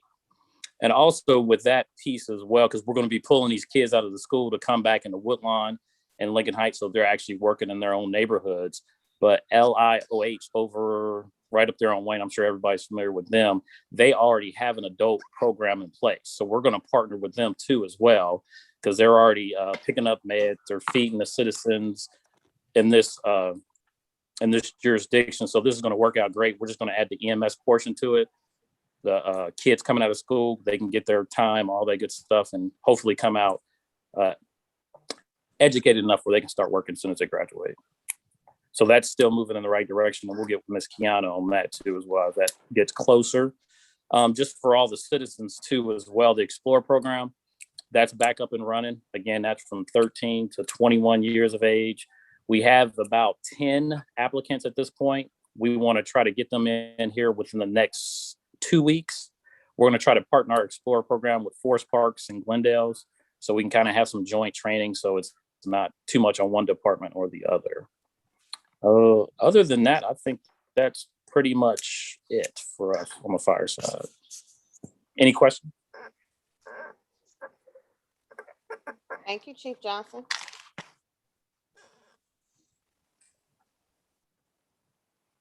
All right, last but not least, we have a recreation update from Miss Paula Sherman.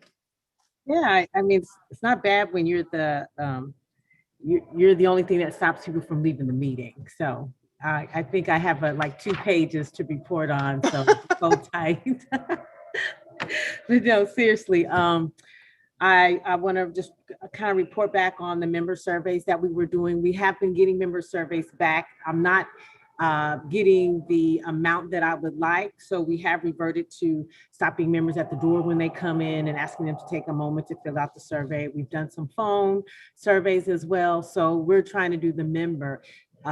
Thanks to Chief Johnson with the fire department, we are going to be working with them to do our community survey. I know the last meeting, someone asked me, how are you going to get all these community surveys out? You know, we don't have the money to do that.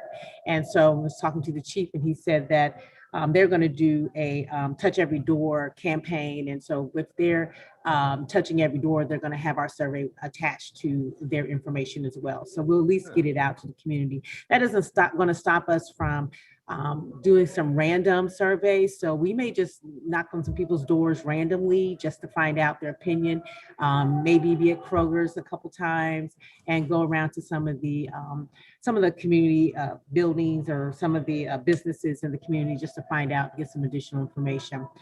I've also started a conversation series, which is Coffee and Conversation. So I had my first one, and I want to thank both the chief of fire and chief of police, and thank you to Tony for being there as well, and Jerry for being there. We sat at a table with the staff and we just talked about some of the great things about the rec center, some of the things that could be challenging, and then some of the things that could be to come. And so I think it was very encouraging for my team, and it was good for me because I haven't been able to touch the community, and you guys touch the community all the time. So it's good to get your opinion, and it's good to hear what people are saying. So I'm still waiting on my next one. And no, Mayor Fuller, Mayor Poole, you will be asked to be a part of that one. And I want to start picking some council members to come as well. And then my next one will be some community people, maybe some other council members.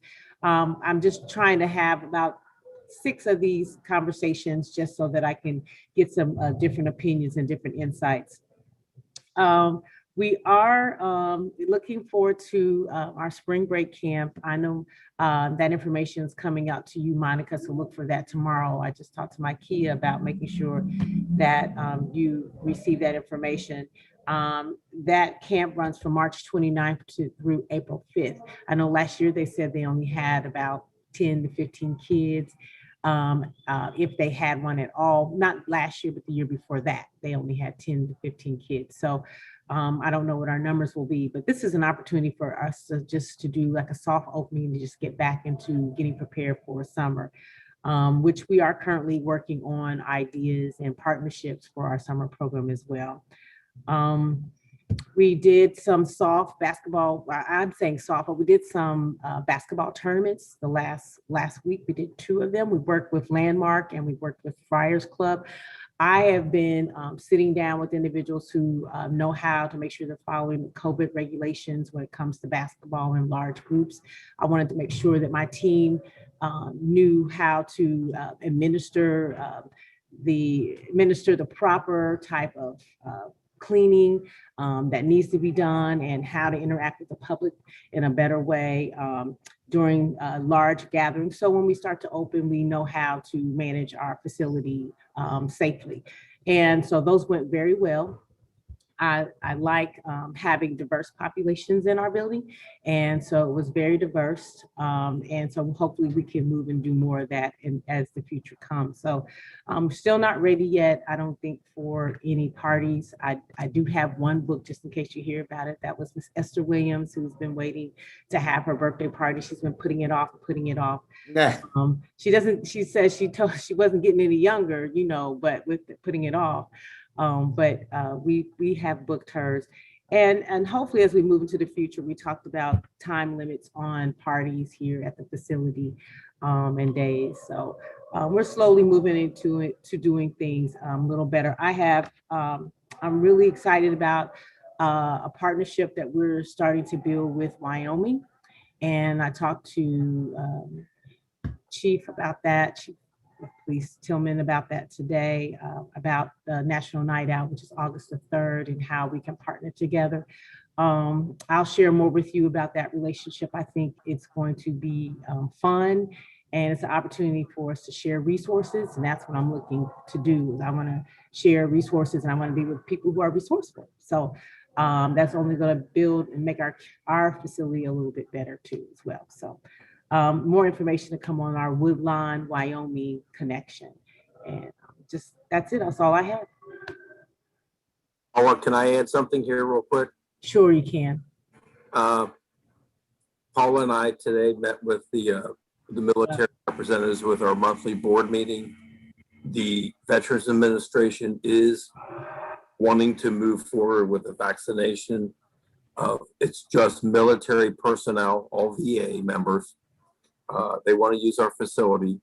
The VA hospital doesn't have the room to do what they call their mass vaccinations.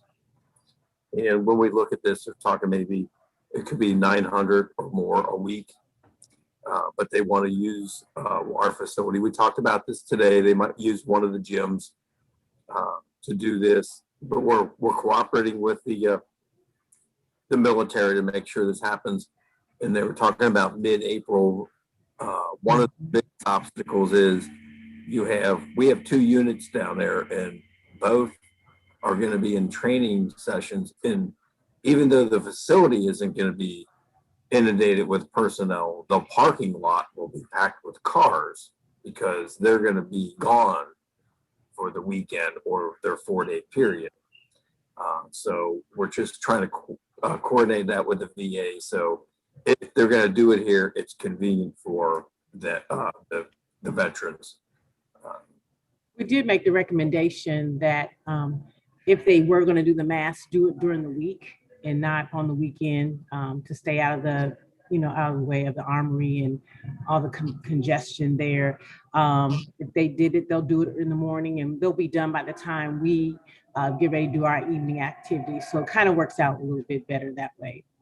So hopefully they'll take that recommendation and use our gym and not the auditorium. The auditorium really would be too much. So I'd rather use the gymnasium.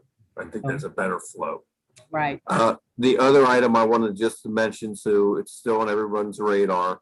They replaced the boilers last year down there, which was a major capital improvement, which we're responsible, I think, 12 or 13% of the overall cost. This year is the chillers. They still don't have any bids, but that's going to be, and I can't remember what that number was, but it was a significant dollar amount. Could be roughly around $40,000 to replace the chillers. I think you and I discussed 34,000, Jerry. Yeah. Okay. Thank you. And that's our 12% or 13% cost at $34,000. And the state, just like any other government, they have to bid everything out. So they're still going through that process, and as soon as they get their bids in, they'll let us know. And they're going to move forward. Thank you. Madam Chair, I just wanted to break in while they were talking about the whole vaccination in terms of what was seen here in the village today.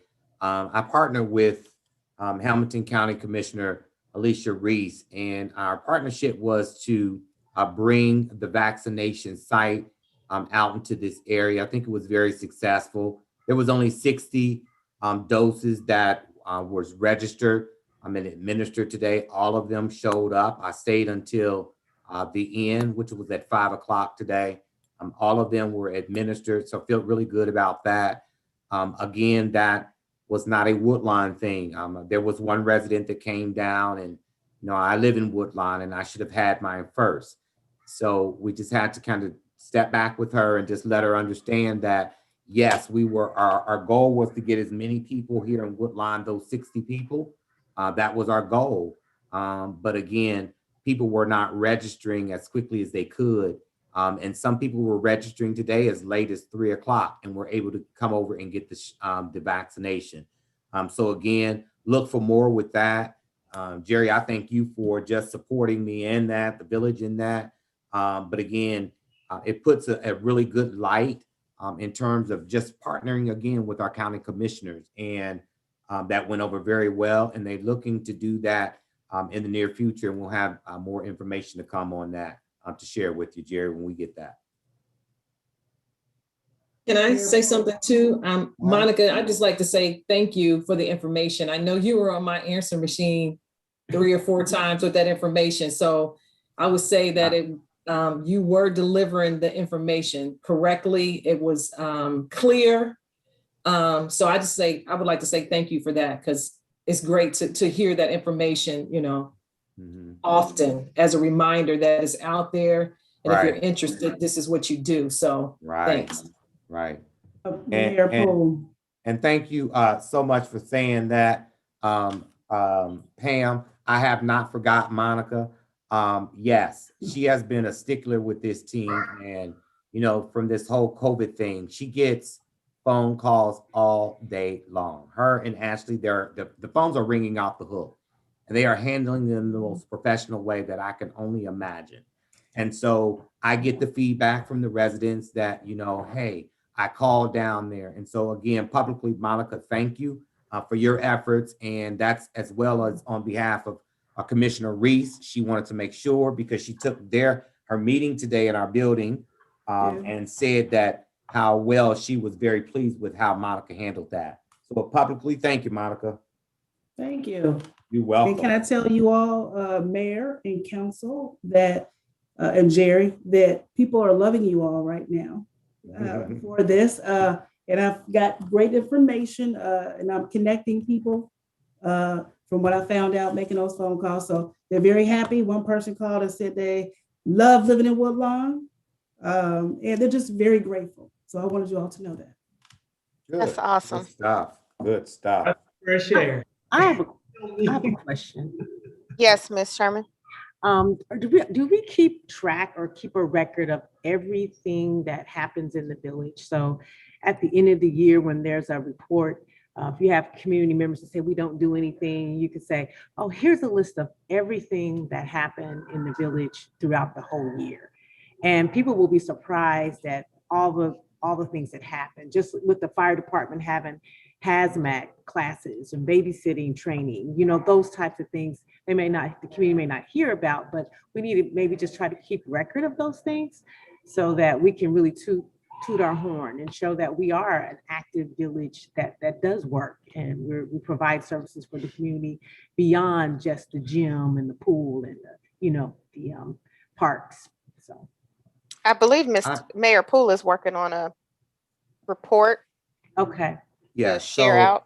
What she was referring to, Paula, what Vice Mayor is referring to is I am preparing for the State of the Village address.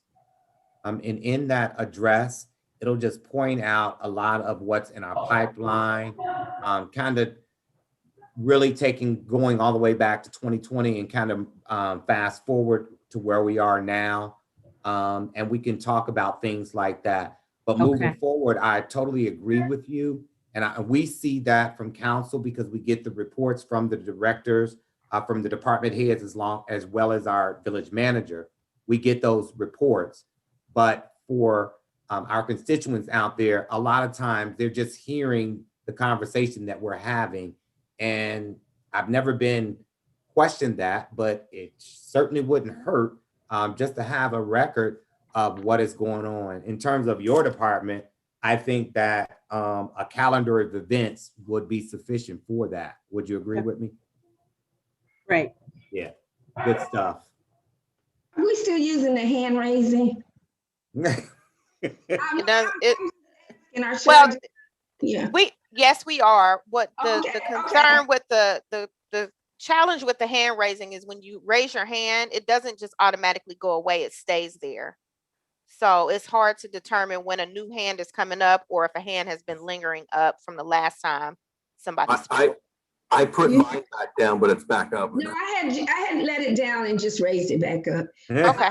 Yeah, no, I did that when you told me about it before. Okay, go ahead. Okay, I didn't know because I was just gonna.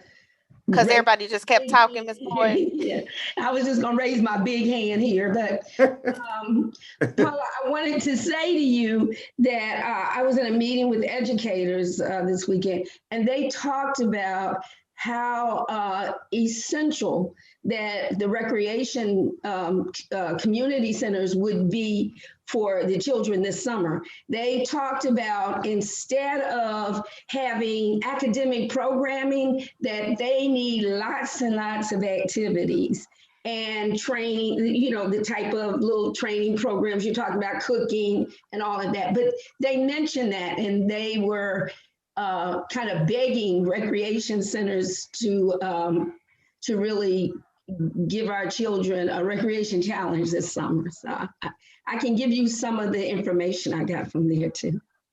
That'll be fine. I will adhere to that and listen to that and take that advice. I am a traditionalist when it comes to summer camp. I do believe in the DEAR program, drop everything and read, and that's everybody in the program, staff included. Take the 45 minutes every day, every other day to read. I do believe in hands-on science and math. So that will be in the morning. Now after lunch, that's when the fun will, the rip and running, the playing, and all that will happen. But I will keep all that in mind. I appreciate that, Ms. Boyd. And thank you for Mr. Gibson. We had a beautiful meeting, and Chief Amos and he and I it's gonna be a great program. So thank you. I appreciate that.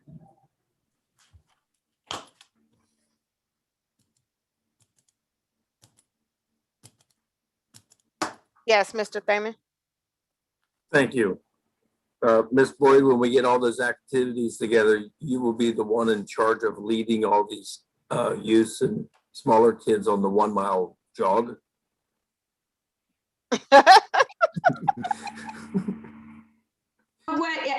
You didn't raise your hand, Ms. Boyd. Oh, I'm sorry.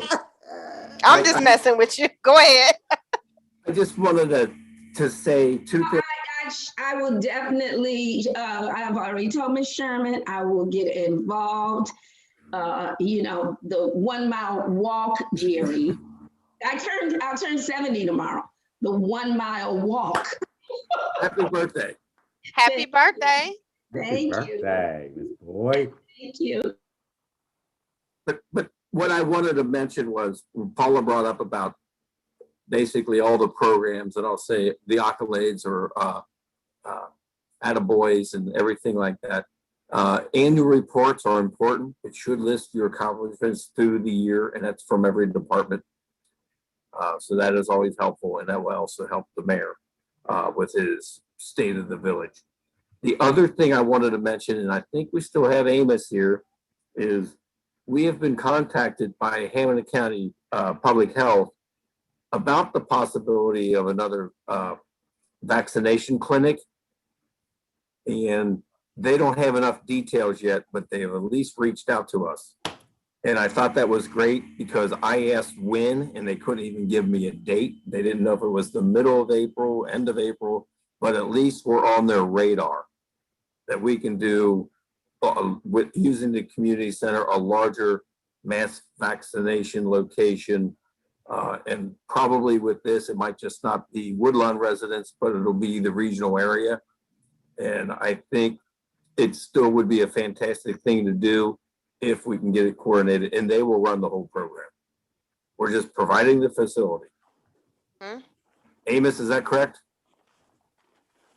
Yes, and actually, since that happened today in the parking lot, they actually said we could probably just do it out in the parking lot. So that issue of button up against the VA stuff is probably be out the window. So we're going to touch base with you about that too as well, because they said it could just be ran out in the parking lot. As long as it matches up with the armory schedule, we should be good. But I'll get with you on that. Perfect. Great, thank you. Monica, you had your hand up. Just really quick, when you all put that together, we have a lot of issues with the older people. They need a phone number. They can't get through the AmeriVax, whatever that is. Right. It's very frustrating for them. Yeah. And I had one come in this morning and sat down. I had to miss my meeting because she was persistent with me on getting getting her COVID shot. So I hooked her up with somebody totally different, but they can't navigate that. So when you all talk with public health, if you can just throw that in their ear, that would be great. 211 is providing that service for seniors. So if they call 211, they are on point to help people walk through that process. I called them too today. Okay, well, we can talk offline about who you spoke to, so we can get that rectified. Thank you. All right, is there any new business before we head into adjournment? Mr. Thaman? You're on mute. Trying to get there. Thank you. One thing, I'll provide more information at the council meeting, but Great Parks of Hamilton County, they're having a virtual meeting. Monica, is that April 1st? Hamilton County Great Parks. But they do have a sign at our municipal building, and we asked for one for the rec center. They did put some signage up along the walking path coming out of Wyoming, and I even asked them to add one at Riddle Road just to get people involved. They are doing a virtual meeting. They want to do, I think it's a 3.6 mile expansion of the walking trail. This is what we've been talking about the required easements and the changes for those. And speaking of that, Amos, we need to follow back up about that north easement. Is it necessary for us to use that? We don't need to talk about it right now, but we can talk about it later. But I'm just trying to promote this and advertise it so people know. They're trying to connect it all the way up from to Whitten Woods, and their goal eventually is to get all the way over to Whitewater. But it's a very big goal. But man, it's just great that they're working forward with this, and I'm just trying to just give you a heads up. I'll give you some more information. We told them we'd post it on our website as soon as we get their information. So again, it's more Hamilton County involvement.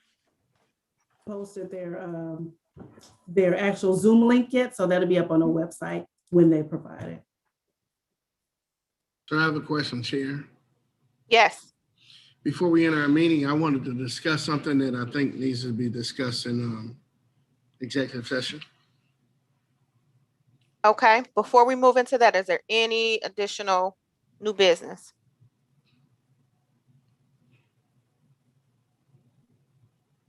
All right, then I will make a motion that we enter into an executive session. And what is the purpose? It has to be a purpose.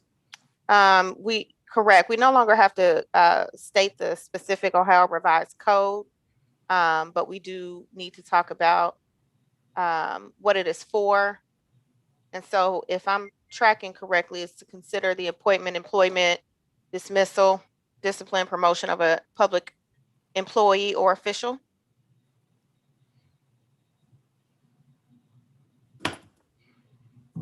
Does that need a second? Yes. A second. Okay. The first one, was that you, Ms. Trevia? Yes. You know you don't have a second one set up, or do you have a phone number set up? That's my point. Did we have another link?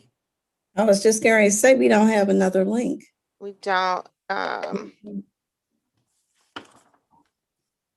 I think you have to have the phone number, right? So I have a question. We have to have another link. When we have these meetings, we have to let whoever know, ICRC know that we're going to do an executive session. Well, that's actually presents a challenge because we don't always know when we need to go into executive. Right. It might be a discussion that we haven't during that day or during that meeting that we decide we need an executive session. But I think you have to have a telephone link, don't you? Well, we do now because we are in this virtual world, but my point is the executive sessions shouldn't be pre-planned. Sometimes it happens in the moment. Right. So we need to have a mechanism by which we can do that. Well, we can when we're meeting in person, but like you say, because we're in the virtual world, that presents the problem. So we have a phone number that we've used in the past. Is that something that we can use now? Is it the individual from ICRC still on the line and that can answer that question?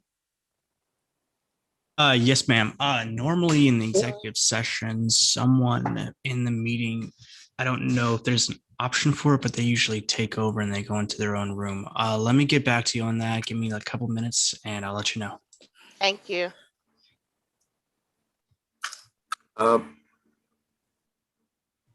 Mr. Trabue? Yes.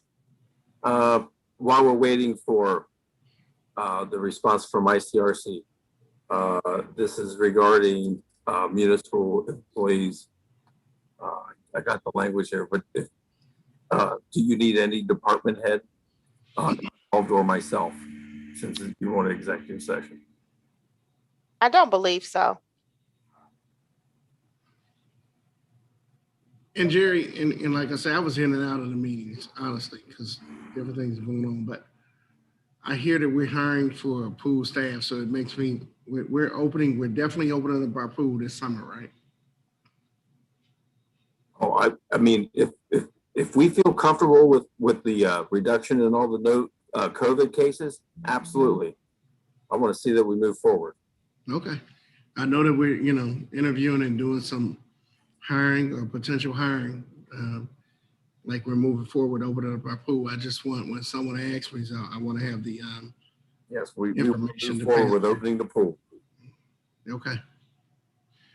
If we're opening up the pool while we're waiting on ICRC for the executive session, where are we as far as opening up rentals at the recreation center?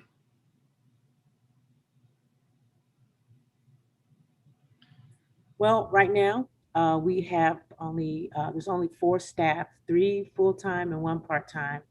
And where we are with rentals is once we get the building, we have plans for the building to be painted. We're working on that, trying to get that taken care of. That may happen, it may not.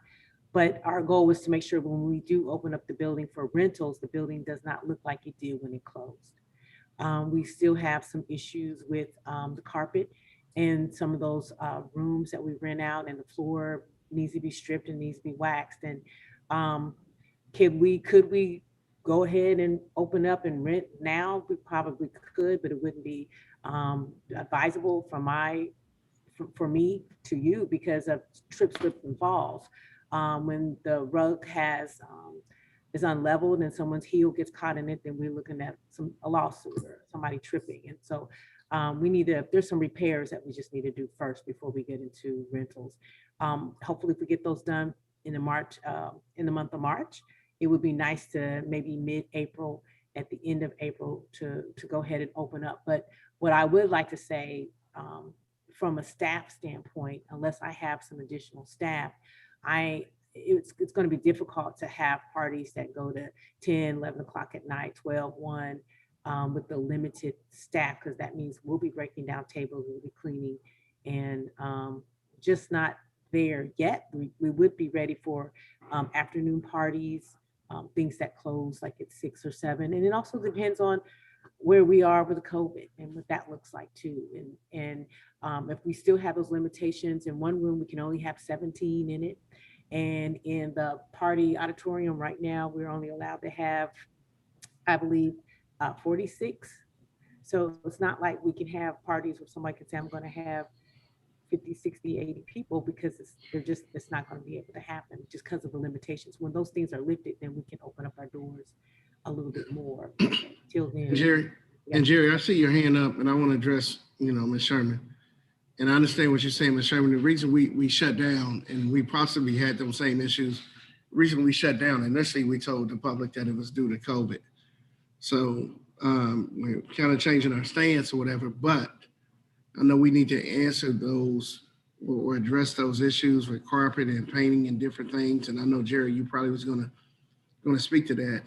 And I know I'm the chair of recreation, and I apologize. You and I need to meet and get together and talk about some things, but I have some options for us to not necessarily have to use our staff. Okay, that would be awesome. Staff in the past, but after that, and like I say, the only thing I want to say is you're talking about painting and different things, but we initially put it out with COVID issues. So with that being said, I'm gonna pass it over to Jerry. Well, let me just address. I'm sorry, go ahead. Let me just address something when you said we're changing our stance. I don't think we're changing our stance. I'm using the time, the COVID sanctions right now to do the things that I need to get done. I'm having two conversations with you. I'm telling you, here's some things that need to get done before we open would be nice so that we don't open the same way that we closed. And while we still have these limitations from COVID, let's get them done while we can. Okay. I'm not saying that I'm gonna say we're not gonna open and do parties because the room needs to be painted. People will still rent the room, I'm sure, the way that it is because they were renting it before. I'm just saying if we're opening up our pool to the public, I know people are gonna say if you open up the pool, why aren't the rentals open up as well? Oh, the rentals should be, I think they'll all, it's a soft opening, it's not, I'm not gonna say in April, every week we're gonna have 3 parties back to back. Honestly, that can't happen because I just don't have the manpower. And I know you said you have a solution for that. And I'm anxious to sit and meet with you to talk more about that.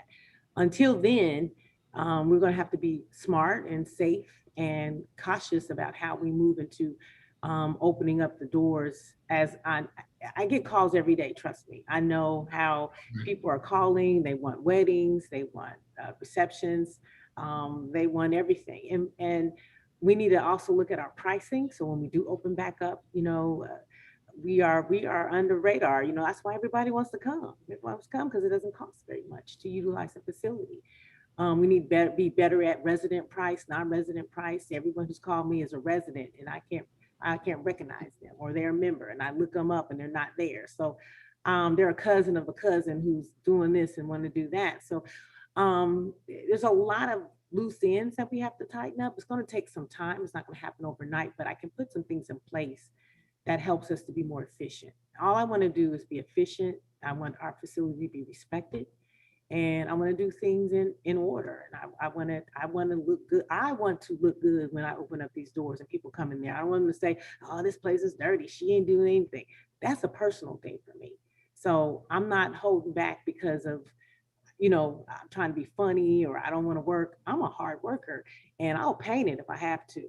And Jerry knows that. And he tells me to stop all the time. But anyway, I'm stopping. I'm just letting you know. I'm anxious to meet with you. I'll be glad to meet with you when you're available. Okay. You guys, sorry for the interruption. I'll go ahead, Mr. Man. For Mr. Engel, Jason's going to be sending you a telephone number that you all will be able to join a private session in. Just be looking out for that. And We got it. Thank you. fantastic. And to mayor and council, I did text it to you all. But before you guys go to executive session, you don't want any department director. So I'm talking about myself, Tony, Tim, the chief, and Paula are excused, and Monica are excused. Correct. How are you going to invite Monica back in? We don't. We'll let her. No, we'll let Monica know when we officially adjourn the meeting, so she has time for her I just wanted record. to make sure so we know we don't need to hang around to do something else. Correct. Let you go to that, but Mr. Burkhardt, real quick, I preference the pool opening if the COVID restrictions are released and minimized. We would still have to check on the state regulations about the number of people you can have in a gathering in an indoor facility. We all deal with this. It's terrible. You can go and have a group. If you're not eating or drinking, you have to have a mask. But if you are, you can take it off and you can sit in that same group. It's all ridiculous. But we got to abide by the laws. So we're trying to follow them. All right. Thank you, Jerry. Yeah, thank you. Okay, so we had properly moved and seconded the motion to go into executive session, but we have not done the roll call on that. Is that correct, Monica? And I need to get, was that Ms. Rosemary who seconded? Mr. Burkhalter, I believe. Mr. Burkhalter, and you moved. Correct. Okay, you're ready for roll call. Rosemary Brown? Yes. Mr. Aye. Burkhausen, Aye. Canna Tribune, Aye. Pamela Fitzgerald, Aye. Esther Boyd, Yes.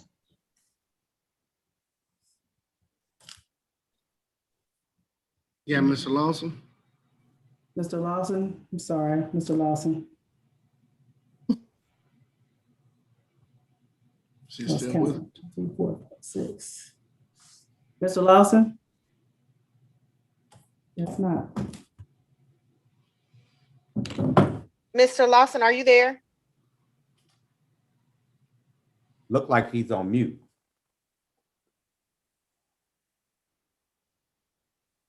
So, Monica, we leave this session Yeah, I'm open. here.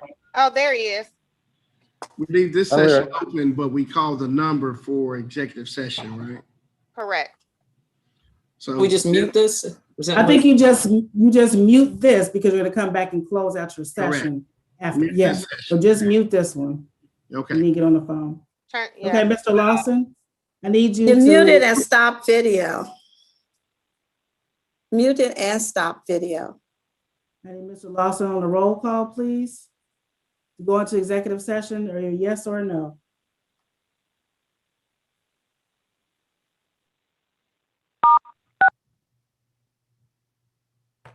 Mr. Lawson, you're back on mute now. We can't hear you. His phone hung up. Okay, yes. Okay, we're good. Paula, All right. Paula, Every- Tony, myself, and Tim are all, I guess, excused then, correct? Correct. Everybody except for council and mayor is excused. Have a Good great night. night. Thank you all. So put your phone on mute and put your cameras on. And 8:11. you all should have the phone number. Into executive session at 8:11.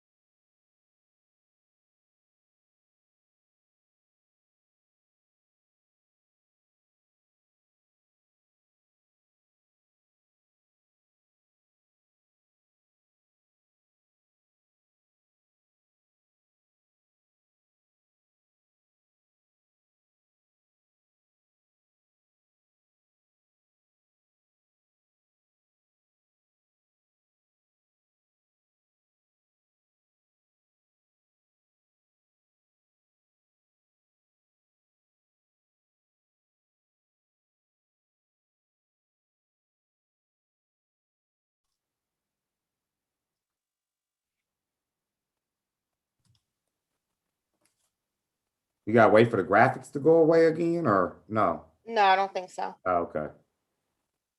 Is everybody here? I I don't see Mr. see me. There Burkhalter. go Pam. I don't see Mr. Burkhalter yet. I seen Pam. She came back on. And I seen, there go Pam, there go you, there go me. There go Rosemary, there go Miss Boyd. Bobby's connecting. Did Doobie, did he lose us? He should be coming back. Yeah. Bobby connecting back in. There go Pam, 1, 2.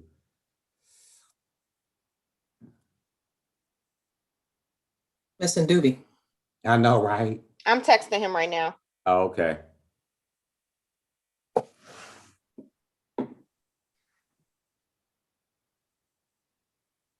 I gotta figure out why this camera don't work, Pam.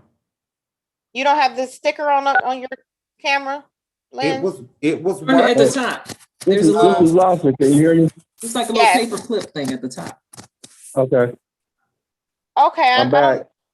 I'm not sure what's going on with Mr. Burkhalter. You can go ahead and adjourn. But though. we're gonna, I'll make a motion to adjourn. I second it. I'll second it. All in favor? Aye. All right. Any opposed? Aye. Any opposed? All right. Did you Meeting get the- adjourned at 8:45. Did you get the time to send to Monica? 8:45. Oh, there's Doobie. There's Okay. Doobie. Oh, we just adjourned, Mr. Burkhalter. Okay. All right. Thanks, All right. everybody. Be careful. All right, thanks. Everybody don't have the capabilities to move around like y'all do. Bye. So Pam. Yes. What did you Yes. say about this camera? Do what? You know at the top where the light is, Yes. there's a little paper clip so you can't see me and then I just move the paper. It's almost like a little paper clip to the left, to the right. In the center of your computer screen. I'm sorry, at the top, very top where the light is, it Oh. shows that it's on video. So when I hit Oh, right. Okay. When I So you hit- can move it left to right, like open, close, open, close. Yeah. Yeah. You feel it, Brian? Run your hand along the top. At the very top, it's like rigid. Yeah, that's what was wrong when that's why I Yeah. use it. Or did you put stop the video? Uh-huh. So you have the video on? Do you have when the I video? go, yeah, when I connect, you know, when you connect for your meeting and it says connect to audio and all of that, video or whatever, and I say, okay. So when I went in here to turn on the video, it's a message and it